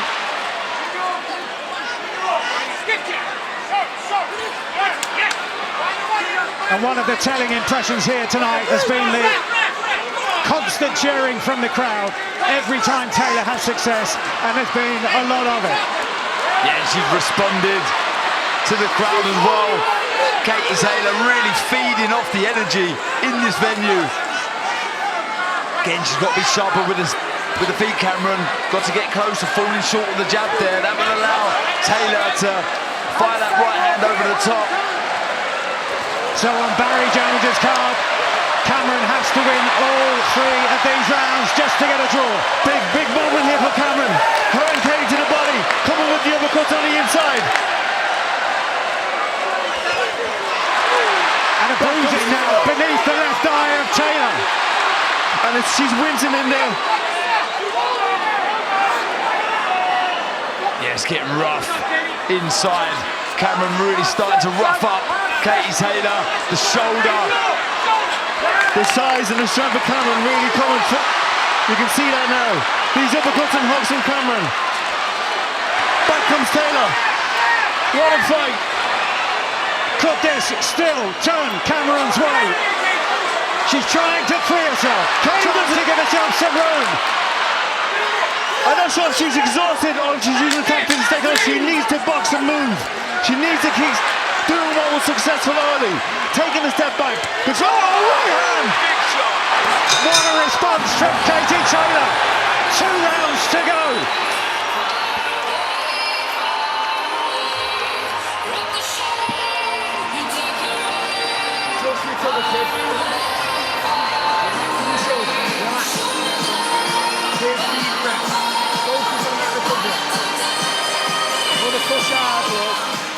This is absolutely unbelievable, remarkable stuff. It was a rough round, that. Good physical, bullish presence from Cameron inside, landing some good uppercuts inside, but every single time she could, she fired back Katie Taylor. Remarkable. Hey, you got up big early. Don't let her inch her way back into this fight. You understand me? Switched on, not getting lazy inside, not getting lazy when we're done. Come on, we stay sharp. 4 minutes. This is your night. 4 minutes.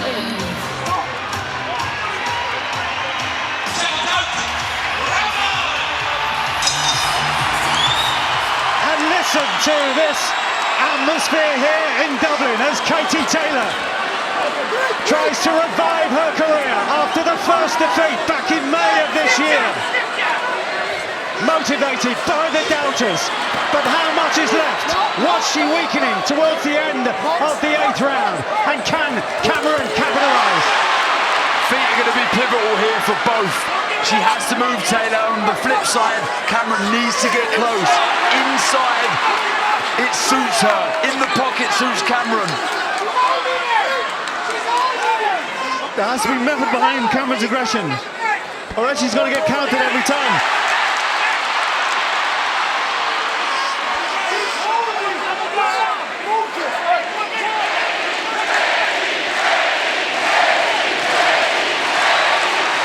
And listen to that anthem ringing around the arena here in Dublin. Katie is their hero on the way to a famous victory. And she repays them with a flurry, Mike. Yeah, and that flurry was spot on. She kept the shots nice and straight, getting to the target quickly. She needs a response, Cameron.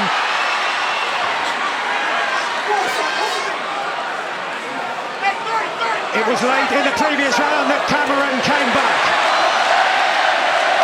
Cameron used a lot of strength and size and her advantages here. The cut looks awful on that forehead of Cameron, it really does. But mercifully for her, the blood is flowing down by the side of the aisle. But still she presses forward, and still Taylor responds, and still we see this breathtaking action. Last time is so important.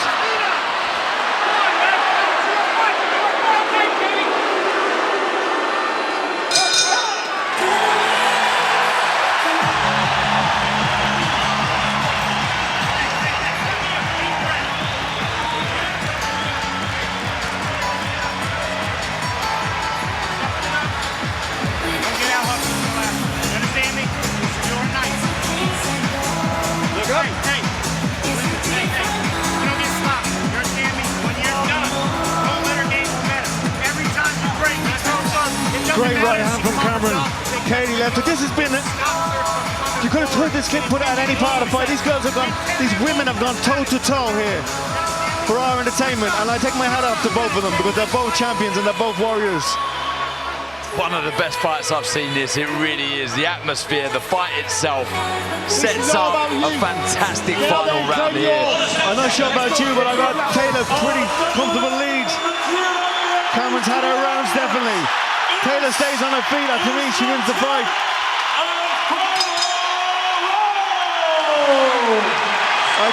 And many of the fans here choosing to stand.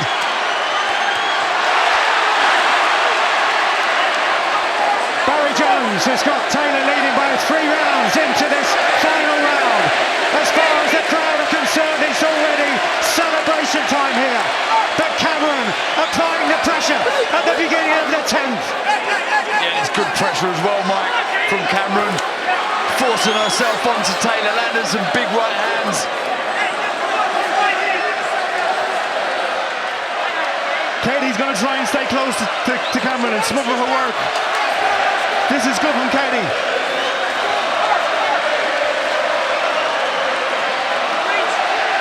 Yeah, she's a little hesitant there, Cameron, to come in. It's because of the body language of Katie. She looks ready to punch. Posturing, posing and fret. Look at this. Great work. Great right hand from Cameron on the inside. Great comeback from Katie. Deafening response from the crowd every time Taylor lands. They're animated in the corner. They're driving her forward into the last 40 seconds. What a fight, and what a night, and what a comeback by Katie Taylor. We're witnessing greatness here. This is greatness. We saw Taylor against Serrano. We saw Taylor last time out against Cameron, and here again. Claims to being the most exciting fighter on the planet, and she's delivered here again tonight when she needed it most, when the questions were being asked, when she knew it would be all over if she didn't get it right tonight. But she's got it right in so many ways. As special, special performance by a special fighter on a special night.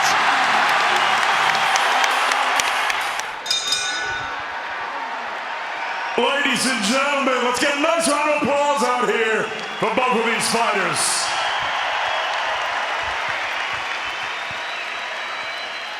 After 10 rounds of action here in Dublin, Ireland, we go to the judges' scorecards. Ferenc Budaj, 95 even. Jan Christensen scores this contest 98-92. Steve Morrow scores this bout 96-94. Both for your winner by majority decision, and the new undisputed super lightweight champion of the world, Katie Taylor. Look at the scenes here at ringside. A memorable, memorable night